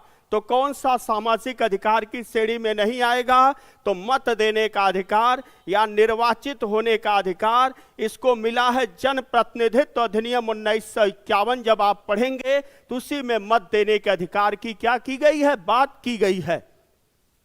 अगला क्वेश्चन हम लोग देखते हैं 15वां है, कथन कारण से संबंधित है कि स्वतंत्रता और समानता दोनों लोकतंत्र के आधार स्तंभ हैं। दोनों का संबंध व्यक्ति के सर्वांगीण विकास से है। उक्त कथनों पर विचार करिए। अब यहां पर आप देखेंगे कि जब भी हम डेमोक्रेसी की बात करेंगे तो उसमें हम स्वतंत्रता की भी बात करेंगे, समानता की बात करेंगे और बंधुत्व की भी बात करेंगे। तो यहां पर हम लोग देखें, तान्या मित्तल जी कह रहे हैं कि सर राजनीतिक अधिकार, तो मत देने का अधिकार राजनीतिक भी अधिकार है, कानूनी भी अधिकार है, वैधानिक भी अधिकार है, स्टैच्यूटरी भी राइट है, सांविधिक भी अधिकार है। ठीक, तो वह मत देने वाला कई चीजें, जैसे तान्या मित्तल जी कह रही हैं सर मत देने का, तो मत देने का देखिए कई चीज आता है, राजनीतिक भी आता है, कानूनी भी आता है, विधिक भी आता है, विधिक भी आता है, फिर उसके साथ साथ आप देखेंगे सांविधिक भी आता है, फिर उसके साथ साथ आप देखेंगे स्टैच्यूटरी राइट भी आता है, स्टैच्यूटरी राइट भी आता है, फिर उसके साथ साथ लीगल राइट भी आता है, लीगल राइट। तो इतने में से कोई भी आपके विकल्प में मिल जाए वो सही हो जाएगा, इसके लिए परेशान होने की जरूरत नहीं है। तो स्वतंत्रता और समानता दोनों लोकतंत्र के आधार स्तंभ हैं। दोनों का संबंध व्यक्ति के सर्वांगीण विकास से है। तो यहां पर हम लोग सही करेंगे ए आर, दोनों सही, सही व्याख्या है। तो यहां पर हम लोग कौन सा विकल्प सही करेंगे दोस्तों, ए विकल्प को क्या करेंगे, सही करेंगे। वेरी गुड, बहुत सही आंसर। अगला क्वेश्चन देखते हैं, सभी लोग देखें कि निम्नलिखित में से किसने सकारात्मक स्वतंत्रता का प्रतिपादन किया है। अब यहां पर आपसे क्वेश्चन पूछा जा रहा है कि सकारात्मक स्वतंत्रता का प्रतिपादन किसके द्वारा किया गया, मार्क्स द्वारा, बेंथम द्वारा, टी.एच. ग्रीन द्वारा कि जे.एस. मिल द्वारा। तो सकारात्मक स्वतंत्रता का प्रतिपादन किसके द्वारा किया जाता है, टी.एच. ग्रीन द्वारा। और टी.एच. ग्रीन कहते हैं कि करने योग्य कार्य ही क्या है, स्वतंत्रता है। यहां पर आप देखेंगे कि करने योग्य कार्य ही क्या है, स्वतंत्रता है। तो यह विशेष करके टी.एच. ग्रीन का है। तो यहां पर कौन सा विकल्प सही होगा, तो यहां पर हम लोग सी विकल्प को क्या करेंगे, सही करेंगे। अगला क्वेश्चन हम लोग देखते हैं, लिबर्टी शब्द लैटिन भाषा के किस शब्द से बना हुआ है? अब यहां पर आया कि लिबर्टी शब्द लैटिन भाषा के किस शब्द से बना है? लिबल है कि लिंगुआ है कि लिबर है कि लाइबर है? तो लिबर्टी शब्द जो है वह लैटिन भाषा के किस शब्द से बना है? लिबर। और इसका अर्थ क्या होता है? बंधनों का अभाव होता है, बंधनों का अभाव इसका सेंस होता है। तो इसमें से हम लोग कौन सा विकल्प सही करेंगे? सी विकल्प को सही करेंगे। यह विशेष करके आता है बंधनों का अभाव। अगला क्वेश्चन हम लोग देखते हैं, अधिकार सामाजिक जीवन की वे परिस्थितियां हैं जिसके अभाव में सामान्यतः कोई भी व्यक्ति अपना सर्वोच्च विकास नहीं कर सकता। यह किससे संबंधित है कि अधिकार सामाजिक जीवन की वे परिस्थितियां हैं जिसके अभाव में कोई भी व्यक्ति अपने व्यक्तित्व का विकास नहीं कर सकता? जे.एस. मिल की है कि लास्की का है कि हाब्स का है कि बार्कर का है? अब यहां पर हम लोग देखेंगे कि यह किससे संबंधित है। आप सभी लोग आंसर देने का क्या करें? प्रयास करें। अधिकार सामाजिक जीवन की वे परिस्थितियां हैं जिसके अभाव में कोई भी व्यक्ति अपने व्यक्तित्व का विकास नहीं कर सकता। यह लास्की का कथन है। लास्की की पुस्तक आती है ग्रामर ऑफ पॉलिटिक्स। लास्की की क्या आती है? पुस्तक आती है, एक ग्रामर ऑफ पॉलिटिक्स लास्की की है। अगला क्वेश्चन देखते हैं, निम्नलिखित में कौन जन संप्रभुता की व्याख्या करता है? जन संप्रभुता का मतलब यहां पर लौकिक संप्रभुता से हो गया या लोकप्रिय संप्रभुता से हो गया? तो आपसे क्वेश्चन पूछा गया कि जन संप्रभुता, तो जन संप्रभुता का समर्थक कौन है? तो जन संप्रभुता का समर्थक रूसो आता है। तो यहां पर आपसे क्वेश्चन पूछा गया कि कौन जन संप्रभुता की व्याख्या करता है? तो यह विशेष करके रूसो सही होगा। लौकिक संप्रभुता या जन संप्रभुता? तो यहां पर आप देखेंगे ए विकल्प को क्या करेंगे? सही करेंगे। वेरी गुड, बहुत सही आंसर। अगला क्वेश्चन देखते हैं कि सूची 1 को सूची 2 के साथ क्या करना है? सुमेलित करना है। असीमित संप्रभुता, सीमित संप्रभुता, बहुलवादी संप्रभुता, एकलवादी संप्रभुता। अब यहां पर हम लोग देखेंगे मैच करने से संबंधित है दोस्तों।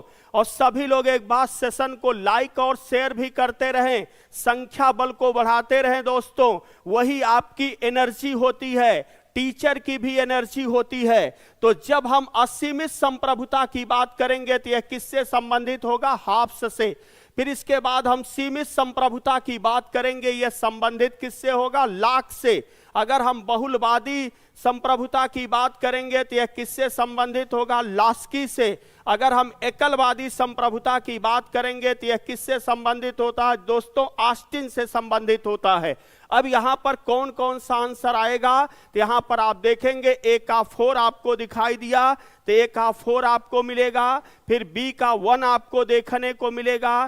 फिर इसके साथ साथ सी का आपको क्या मिलेगा? तो सी का 2 मिलेगा देखने को। फिर इसके साथ साथ यहां पर कौन सा विकल्प सही होगा? तो यहां पर हम लोग बी विकल्प को क्या करेंगे? सही करेंगे। और सबसे बेस्ट आंसर आपको यहां पर क्या होगा? बी सही होगा। Very good.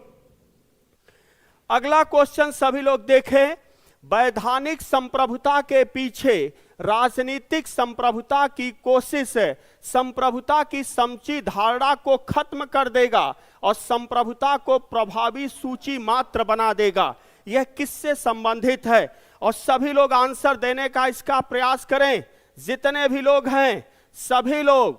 जैसे एक लाइन आती है, जवानी है अभी रोशन दिलों की बस्तियां कर लें, जिधर नदी बहती देखें उधर कश्तियां कर लें। ये जवानी के 2-4 दिन है, थोड़ा सा पढ़ लिख करके मस्तियां कर लें गुरुजी, नौकरी लगने वाली है। वैधानिक संप्रभुता के पीछे राजनीतिक संप्रभु की खोज कोशिश संप्रभुता की समची धारणा को खत्म कर देगी और संप्रभुता को प्रभावी सूची मात्र बना देगी। डायसी हैं, गिलक्राइस्ट हैं, लीकाक हैं। यह किससे संबंधित है? अब यहां पर आप देखेंगे, आंसर बताइएगा, यह किससे संबंधित है? यह कथन किससे संबंधित आता है? गैटल से संबंधित है। वैधानिक संप्रभुता के पीछे राजनीतिक संप्रभुता, डी सही है। किसका आंसर डी आया? वेरी गुड, बहुत सही। यहां पर डी विकल्प सही होगा। यहां पर कौन सा, यह गैटल का कथन है, डी विकल्प सही होगा। यह डायसी का नहीं है, डायसी का कथन आता है। अगला क्वेश्चन देखते हैं कि राजनीतिक संप्रभुता राज्य के उन प्रभावों का समूह है जो कानून के पीछे रहती है। यह किससे संबंधित है? अब यहां पर आप देखेंगे कि राजनीतिक संप्रभुता राज्य के उन प्रभावों का समूह है जो कानून के पीछे रहती है। यह कथन किससे संबंधित है? डायसी है, गिलक्राइस्ट है, बार्कर है और ब्राइस हैं। तो यह कथन किससे संबंधित आता है? यह गिलक्राइस्ट से संबंधित है। यहां पर कौन सा विकल्प सही करेंगे? बी विकल्प को सही करेंगे। और डायसी कहते हैं कि कानूनी संप्रभुता के पीछे राजनीतिक संप्रभुता, यहां पर आप देखेंगे एक डायसी का आता है और वह कहते हैं कि कानूनी संप्रभुता के पीछे जो है, कानूनी संप्रभुता के पीछे राजनीतिक संप्रभुता का अस्तित्व आता, यह डायसी का होता है। और यह किससे है? यह गिलक्राइस्ट से संबंधित है। अगला क्वेश्चन देखते हैं। सूची 1 को सूची 2 के साथ दोस्तों क्या करना है? सुमेलित करना है। और सभी लोग सेशन को लाइक और शेयर भी करते रहें। लाक हैं, प्लेटो हैं, अरस्तु हैं, डुगवी हैं। अब यहां पर आप देखेंगे कि लाक क्या कहते हैं कि राज्य लोगों की इच्छा पर आधारित है। यह किससे संबंधित हो जाएगा? लाक से संबंधित हो जाएगा। प्लेटो कहते हैं कि राज्य मानव विवेक का एक साकार रूप है। अब यहां पर आप देखेंगे आपको ए का 2 दिखाई देगा और बी का आप देखेंगे तो आपको क्या दिखाई देगा? ए का 2, बी का 4। फिर अरस्तु का है कि राज्य नैतिकरण की इकाई है, सी का 1। और डुगवी आप देखेंगे कि राज्य विधि के शिशु एवं जनक दोनों है। यह विशेष करके किसका स्टेटमेंट आता? डुगवी का। अब यहां पर कौन सा विकल्प सही होगा? तो यहां पर हम लोग सी विकल्प को सही करेंगे और इसमें से सबसे बेस्ट आंसर आप क्या करेंगे? सी सही करेंगे। वेरी गुड, बहुत सही आंसर। अगला क्वेश्चन देखें। सेवाइन के अनुसार वह दार्शनिक कौन है जिसने सर्वप्रथम राज्य को वह अर्थ प्रदान किया जो आधुनिक राजनीतिक व्यवहार में उसके साथ जुड़ा हुआ है? यह किससे संबंधित है? यह प्लेटो से है, अरस्तु से है, रोमन न्यायविद से है कि मैकियावेली? तो राज शब्द का सबसे पहले प्रयोग कौन करता है? मैकियावेली करता है। और किस पुस्तक में करता है? प्रिंस में करता है। तो सेवाइन के अनुसार वह दार्शनिक कौन है जिसने सर्वप्रथम राज्य को वह अर्थ प्रदान किया जो राजनीतिक व्यवहार में उसके साथ जुड़ा हुआ है? यह कथन किससे संबंधित है? मैकियावेली से संबंधित है। यहां पर कौन सा कथन सही होगा? डी सही होगा। अगला क्वेश्चन हम लोग देखते हैं। नीचे दिए गए कूट का सही उत्तर आपको क्या करना है? चयन करना है दोस्तों। फांसीवाद इटली मुसोलिन है, फांसीवाद जर्मनी हिटलर है, नाजीवाद इटली मुसोलिन है, नाजीवाद जर्मनी और हिटलर है। अब यहां पर आप देखेंगे कि विशेष करके आप देखेंगे जो नाजीवाद जन्म लेता है वह कहां पर जन्म लेता? इटली में जन्म लेता है। और उसके साथ साथ अगर हम फांसीवाद को देखें तो यह कहां पर जन्म लेता है? फांसीवाद। तो फांसीवाद विशेष करके कहां पर जन्म लेता? जर्मनी में जन्म लेता है। और यह विशेष करके कौन सा हो जाएगा? मुसोलिन के नेतृत्व में आप देखेंगे। और यह विशेष करके किसके? हिटलर के नेतृत्व में। तो नीचे दिए गए कूट से सही युग्म का चयन करना है। तो फांसीवाद इटली मुसोलिन है, यहां पर यह सही हो जाएगा। नाजीवाद जर्मनी और हिटलर सही होगा। 1 और 4 सही होंगे। यहां पर कौन सा विकल्प सही होगा? बी विकल्प सही होगा। Very good. अगला क्वेश्चन सभी लोग देखें, जितने भी लोग जुड़े हुए हैं। सूची 1 को सूची 2 के साथ सुमेलित करना है। अराजकतावाद, व्यक्तिवाद, आदर्शवाद, मार्क्सवाद। अब यहां पर हम लोग देखते हैं अराजकतावाद राज्य को क्या मानता है। तो अराजकतावाद राज्य को एक आवश्यक बुराई, राज्य एक बुराई है, राज्य आवश्यक है, राज्यहीन या वर्गहीन समाज। अब यहां पर आप आंसर देने का प्रयास करिएगा कि इसमें से कौन सा सही होगा? अराजकतावाद। तो अराजकतावादी राज्य को क्या मानते हैं? एक बुराई मानते हैं। तो यहां पर कौन सा सही करेंगे? 1 का 3 सही करेंगे।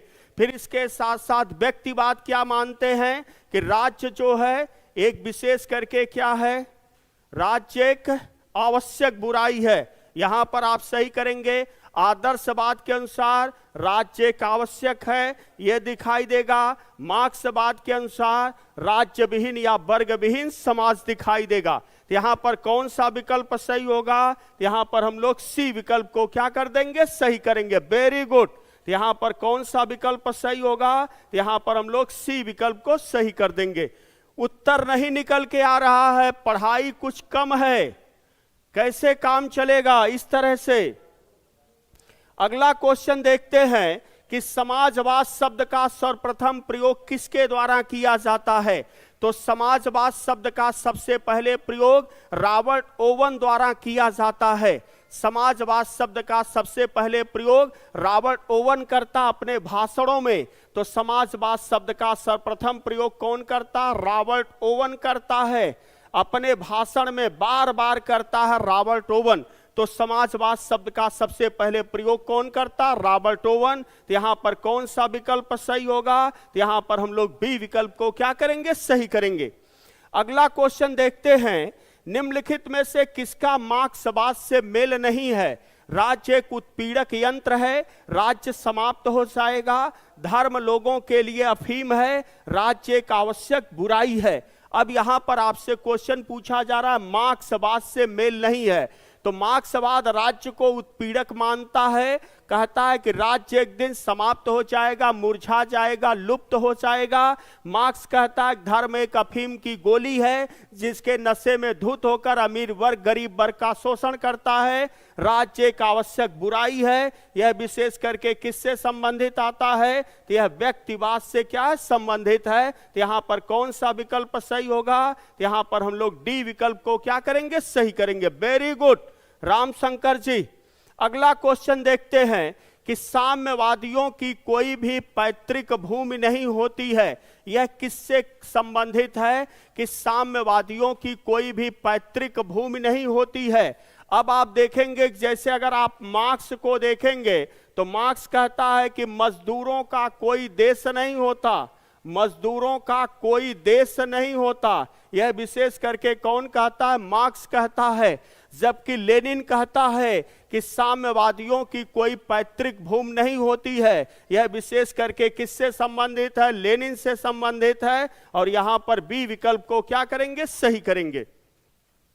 अगला क्वेश्चन सभी लोग देखें कि व्यक्तिवादी विचारक राज्य को अनिवार्य बुराई मानते हैं, जबकि अराजकतावादी विचारक राज्य को अनावश्यक बुराई मानते हैं। यह कथन क्या सत्य है कि सत्य नहीं है? तो यहां पर हम लोग देखेंगे कि व्यक्तिवादी विचारक राज्य को अनिवार्य बुराई और अराजकतावादी विचारक राज्य को अनावश्यक बुराई मानते हैं। यह दोनों कथन पूरी तरह से क्या है, सत्य हैं। और यहां पर कौन सा विकल्प सही होगा? यहां पर हम लोग ए विकल्प को क्या करेंगे, सही करेंगे। अगला क्वेश्चन आता है, निम्नलिखित में कौन मार्क्सवाद से संबंधित नहीं है? अब यहां पर आता है मार्क्सवाद के विचार से संबंधित, जैसे इतिहास की भौतिकवादी व्याख्या है, वर्ग संघर्ष का सिद्धांत है, अतिरिक्त मूल्य का सिद्धांत है और यदि भाव्यम है। तो यदि भाव्यम आप देखेंगे कि यदि भाव्यम बोलें या अहस्तक्षेप की नीति बोलें या फिर आप बोलें लेसेस फेयर बोलें, लेसेस फेयर बोले, यह किससे संबंधित हो जाता? यह सारी चीजें व्यक्तिवाद से संबंधित हो जाती है। तो मार्क्सवाद से संबंधित कौन नहीं है? यदि भाव्यम है या अहस्तक्षेप की नीति है। ये चीजें किससे संबंधित हैं? व्यक्तिवाद से। तो यहां पर हम लोग कौन सा विकल्प सही करेंगे? डी विकल्प को सही करेंगे। Very good. अगला क्वेश्चन देखें सभी लोग, नीतू देवी हैं, कुसुम जी हैं। निम्नलिखित में से किसे नव उदारवादी समझा जाता है? अब आपसे क्वेश्चन पूछा गया कि नव उदारवादी विचारक कौन सा है या स्वेच्छातंत्रवादी। अब यहां पर आप देखेंगे नव उदारवादी को हम लोग बोलते हैं स्वेच्छातंत्रवादी भी कहते हैं, स्वेच्छातंत्रवादी या नव उदारवादी। तो नव उदारवादी में रॉबर्ट नासिक आते हैं, हेयक आते हैं, फ्रीडमैन आते हैं। तो यहाँ पर आप देखेंगे एक नव उदारवादी समझा जाता है हेयक को, फिर उसके साथ साथ आप देखेंगे फ्रीडमैन को भी समझा जाता है, फिर उसके साथ साथ आप देखेंगे रॉबर्ट नासिक को। ये सभी विचारक आपसे नव उदारवादी हैं। तो यहाँ पर कौन सा विकल्प सही करेंगे? सी विकल्प को सही करेंगे। Very good. अगला क्वेश्चन है, किसने कहा कि मार्क्स जो है खुले समाज का दुश्मन है? अब यहां पर आपसे क्वेश्चन पूछा जा रहा है कि किसने कहा कि मार्क्स जो है वह खुले समाज का क्या है? दुश्मन है। यह किससे संबंधित है? कार्ल पॉपर से है कि एक्टन से है, लास्की से है कि फुकुयामा से संबंधित है? अब यहां पर आपसे क्वेश्चन पूछा गया, किसने कहा कि मार्क्स जो है खुले समाज का दुश्मन है?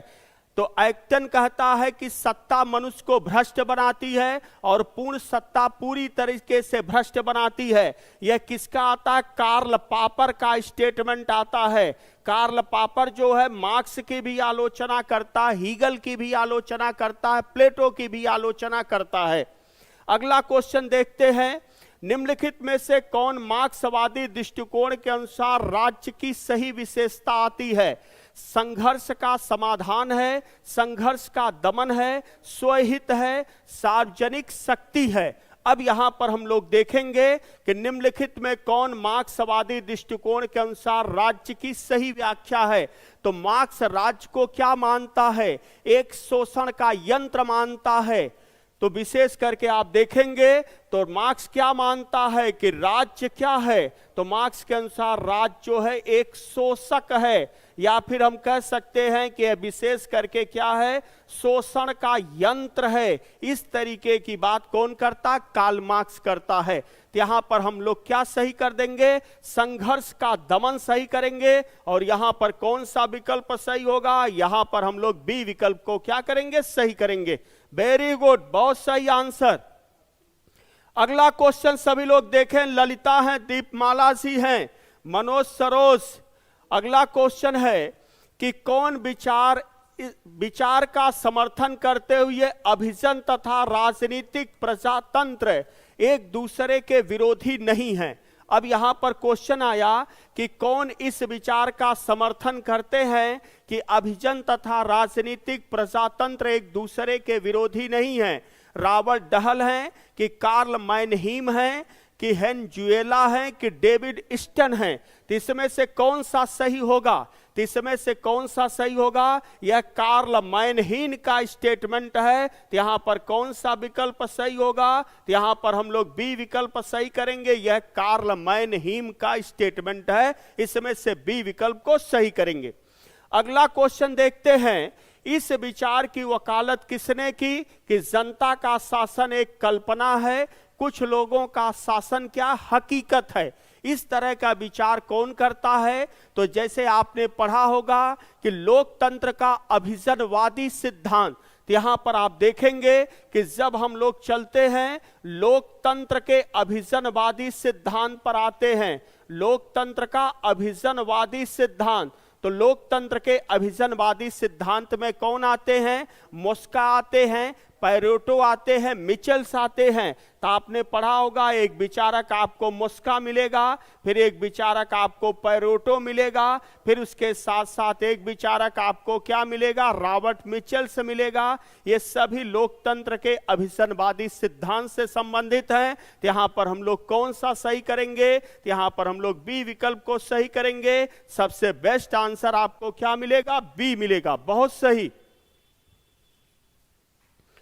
मनोज सरोज जी कह रहे हैं सर आवाज में कोई कमी नहीं रहती है, बेहतरीन class. Very good Manoj Saroj जी।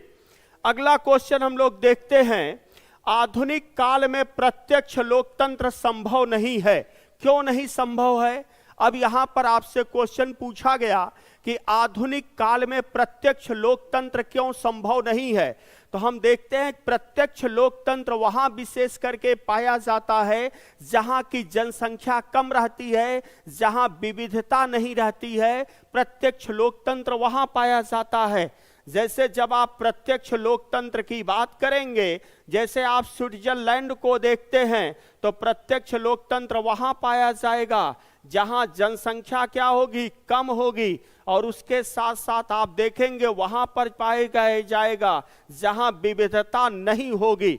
तो आधुनिक जमाने में यहां पर आप देखेंगे कि आधुनिक काल में प्रत्यक्ष लोकतंत्र संभव नहीं है। क्यों नहीं है?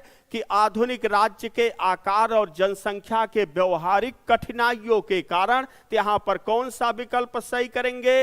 यहां पर हम लोग डी विकल्प को क्या करेंगे? सही करेंगे। और प्रत्यक्ष लोकतंत्र का उदाहरण आपको क्या दिखाई देगा? स्विट्जरलैंड दिखाई देगा। अगला क्वेश्चन देखेंगे, सुमेलित करने से संबंधित है। सूची 1 को सूची 2 के साथ क्या करना है? सुमेलित करना है। सुरक्षात्मक लोकतंत्र, शास्त्रीय लोकतंत्र, विकासवादी लोकतंत्र, पीपुल्स लोकतंत्र, बहुल लोकतंत्र। अब यहां पर आप देखें, जैसे अगर हम बहुल लोकतंत्र की बात करेंगे, रॉबर्ट डहल आपको मिल जाएंगे। पीपुल लोकतंत्र की बात करेंगे तो यह विशेष करके किससे संबंधित हो जाएंगे? लेनिन से संबंधित हो जाएंगे। अब यहां पर आप देखेंगे सुरक्षात्मक लोकतंत्र यह विशेष करके लॉक से संबंधित हो जाएगा।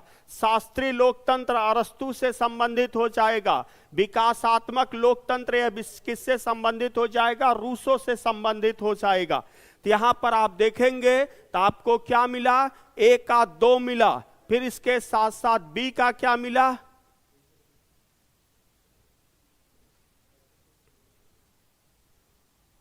यहां पर हम लोग फिर से देखते हैं, अब यहां पर ए का 2 होगा, फिर इसके साथ साथ बी का क्या हो जाएगा? ए का 2, बी का 1, सी का 4, 5, बहुल लोकतंत्र 3। यहां पर कौन सा विकल्प सही होगा? बी सही होगा।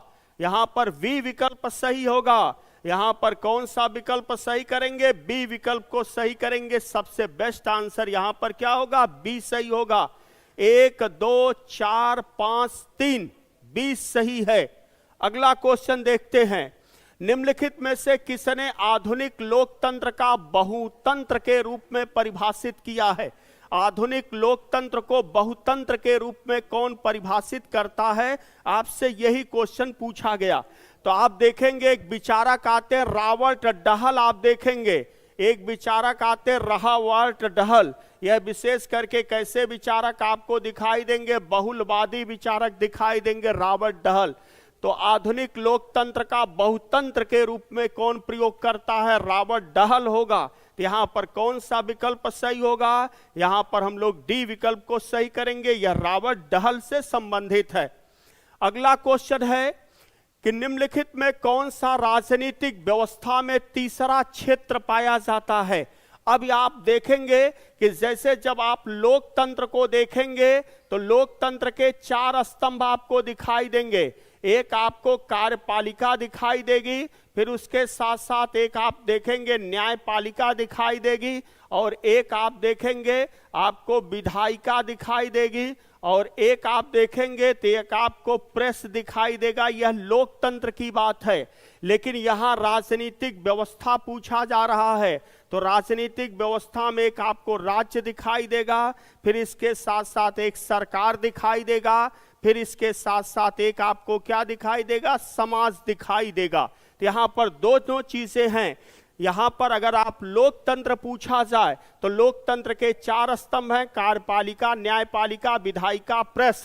अगर राजनीतिक व्यवस्था में राज्य है, सरकार है, समाज है, तो यहां पर कौन सा सही होगा? तो यहां पर निम्नलिखित में कौन राजनीतिक व्यवस्था में तीसरा क्षेत्र माना जाता है? तो वह नागरिक समाज माना जाता है। यहां पर कौन सा विकल्प सही करेंगे? यहां पर आप देखेंगे बी विकल्प को क्या करेंगे? सही करेंगे। अगला क्वेश्चन आता है, सभी लोग देखें, सभी मनुष्यों को कुछ समय के लिए और कुछ मनुष्यों को सदैव के लिए मूर्ख बनाया जा सकता है, लेकिन सभी मनुष्यों को सदैव के लिए मूर्ख नहीं बनाया जा सकता। यह किससे संबंधित है? तो यह विशेष करके किससे संबंधित आता है? अब्राहम लिंकन से संबंधित आता है कि सभी मनुष्यों को कुछ समय के लिए और कुछ मनुष्यों को सदैव के लिए मूर्ख बनाया जा सकता है। यह परिभाषा किसकी आती है? अब्राहम लिंकन की परिभाषा आती है। और यहां पर कौन सा विकल्प सही करेंगे? यहां पर वी विकल्प को क्या करेंगे? सही करेंगे। Very good. अगला क्वेश्चन है, सभी लोग देखें। किसने कहा कि संपत्ति चोरी का परिणाम है? कौन कहता है कि संपत्ति चोरी का परिणाम है? प्रोधा कहता है कि संपत्ति चोरी का परिणाम है। और प्रोधा की पुस्तक आती व्हाट इज प्रॉपर्टी, संपत्ति क्या है? तो यह विशेष करके कौन कहता है? प्रोधा कहता है कि संपत्ति चोरी का परिणाम है। प्रोधा की पुस्तक आती व्हाट इज प्रॉपर्टी, उसी में प्रोधा बताता है कि संपत्ति जो है चोरी का क्या है? परिणाम है। वेरी गुड, बहुत सही आंसर। अगला क्वेश्चन देखते हैं सभी लोग। ये थ्योरी ऑफ जस्टिस पुस्तक किसकी है? अब यहां पर आपसे क्वेश्चन पूछा गया कि ये थ्योरी ऑफ जस्टिस पुस्तक किसकी है? जॉन रॉल्स की है, नेहरू की है, अम्बेडकर की है, लॉक की है? तो थ्योरी ऑफ जस्टिस पुस्तक किसकी आती है? जॉन रॉल्स की पुस्तक है। तो यहां पर आप कौन से सही करेंगे? ए सही करेंगे। अभी आप देखे होंगे एक पुस्तक आई थी ए आइडिया ऑफ जस्टिस, तो आइडिया ऑफ जस्टिस पुस्तक अमर्त्य सेन की आती है। ये थ्योरी ऑफ जस्टिस पुस्तक रॉल्स की है। अगला क्वेश्चन आता है, निम्नलिखित में कौन एक सही सुमेलित नहीं है? सकारात्मक स्वतंत्रता हीगल है, सुख दुख का गणक बेंथम है, वैज्ञानिक व्यक्तिवाद हर्बर्ट स्पेंसर है, लोकतांत्रिक केंद्रवाद एंजिल से है। अब यहां पर आप देखेंगे कि जो लोकतांत्रिक केंद्रवाद है वह किससे संबंधित होता है? तो लोकतांत्रिक केंद्रवाद का संबंध किससे आता है? लेनिन से आता है। लोकतांत्रिक केंद्रवाद का संबंध लेनिन से है। तो यहां पर आप देखेंगे कौन सा विकल्प सही नहीं हुआ? तो यहां पर हम लोग डी विकल्प को सही करेंगे। सबसे बेस्ट आंसर आपको क्या मिलेगा? डी मिलेगा। सबसे best answer D. Very good, बहुत सही आंसर सभी लोगों का। अगला क्वेश्चन देखें, राष्ट्रपति भवन की डिजाइन किसके द्वारा तैयार की गई थी? तो राष्ट्रपति भवन की डिजाइन जो है एडविन लुटियस द्वारा तैयार की गई थी। एडविन लुटियस, आप देखेंगे जो प्रेसिडेंट हाउस है उसकी डिजाइन किसके द्वारा तैयार की गई? तो एडविन लुटियस द्वारा डिजाइन तैयार की गई। तो यहां पर हम लोग कौन सा सही करेंगे? सी सही करेंगे, एडविन लुटियस द्वारा। तो राष्ट्रपति भवन की डिजाइन किसके द्वारा? एडविन लुटियस द्वारा। यहां पर सी विकल्प सही होगा। अगला क्वेश्चन देखें, भारत में वह मंत्री जो संसद के सदनों में से किसी भी सदन का सदस्य नहीं है उसे मंत्री पद से मुक्त हो जाना पड़ेगा। अब आप संविधान पढ़ते होंगे कि तो उसमें आप पढ़ते होंगे कि कोई भी व्यक्ति जो संसद के किसी भी सदन का सदस्य नहीं है तो वह कितने माह तक मंत्री रह सकता है? केवल 6 माह तक। 6 माह के अंदर उसे संसद के किसी भी सदन का सदस्य बनना पड़ेगा। तो भारत में वह मंत्री जो संसद के किसी भी सदन का सदस्य नहीं है वह मंत्री पद से मुक्त हो जाएगा 6 माह के अंदर। यहां पर हम लोग कौन सा विकल्प सही करेंगे? ए विकल्प को क्या करेंगे? सही करेंगे। अगला क्वेश्चन आता है कि भारत का संविधान निम्नलिखित में से किस अनुच्छेद के अंतर्गत निर्वाचन आयोग का प्रावधान करता है? इस सेशन का लास्ट क्वेश्चन है दोस्तों, और सभी लोग एकदम आंसर दीजिएगा, सभी लोग, कि निर्वाचन आयोग का उल्लेख किस आर्टिकल में है? इलेक्शन कमीशन का उल्लेख किस आर्टिकल में है? तो निर्वाचन आयोग का उल्लेख किस अनुच्छेद में है? 324 में निर्वाचन आयोग का उल्लेख है। यहां पर आप देखेंगे कौन सा सही होगा? 324 सही होगा। इसमें से हम लोग डी विकल्प को क्या करेंगे? सही करेंगे। और यहां पर सबसे बेस्ट आंसर दोस्तों क्या हुआ? डी सही होगा। अनुच्छेद 324 में निर्वाचन आयोग का उल्लेख किया गया है। अब एक क्वेश्चन और भी है अभी कि नवयुवकों को 18 वर्ष की आयु पर मताधिकार पहली बार प्रयोग कब किया गया? 18 वर्ष की आयु। तो पहले मताधिकार की उम्र कितनी रहती? 21 वर्ष रहती है। पहले मताधिकार की उम्र कितनी वर्ष रहती? 21 वर्ष रहती है। लेकिन एक संविधान संशोधन आता है, 61वां संविधान संशोधन, और यह विशेष करके कब आता? 1989 में आता है। तो नवयुवकों द्वारा 18 वर्ष की आयु के मताधिकार का पहली बार प्रयोग हुआ 1989। यहां पर कौन सा विकल्प सही करेंगे? सी विकल्प को क्या करेंगे? सही करेंगे। और दोस्तों, यदि आप किसी भी व्यक्ति को पीडी, टीजीटी, पीसीटी की राजनीति विज्ञान का पेड कोर्स लेना है तो वह 999 रुपए में क्या कर सकते हैं? परचेज कर सकते हैं। और प्ले स्टोर से एके एजुकेशन ऐप डाउनलोड करके वहां से आप परचेज कर सकते हैं। 999 रुपए में आपको टीसीटी, पीसीटी का पेड कोर्स मिल जाएगा। तो दोस्तों, आज यहीं तक हम लोग चर्चा करेंगे। फिर इसके बाद आप देखिएगा सुबह हमारी क्लास जो है फिर आपको मिलेगी।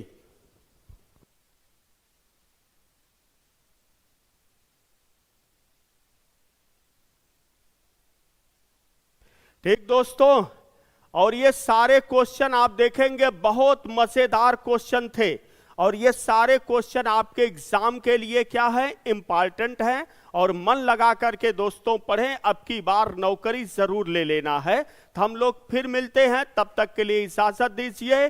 जय हिंद।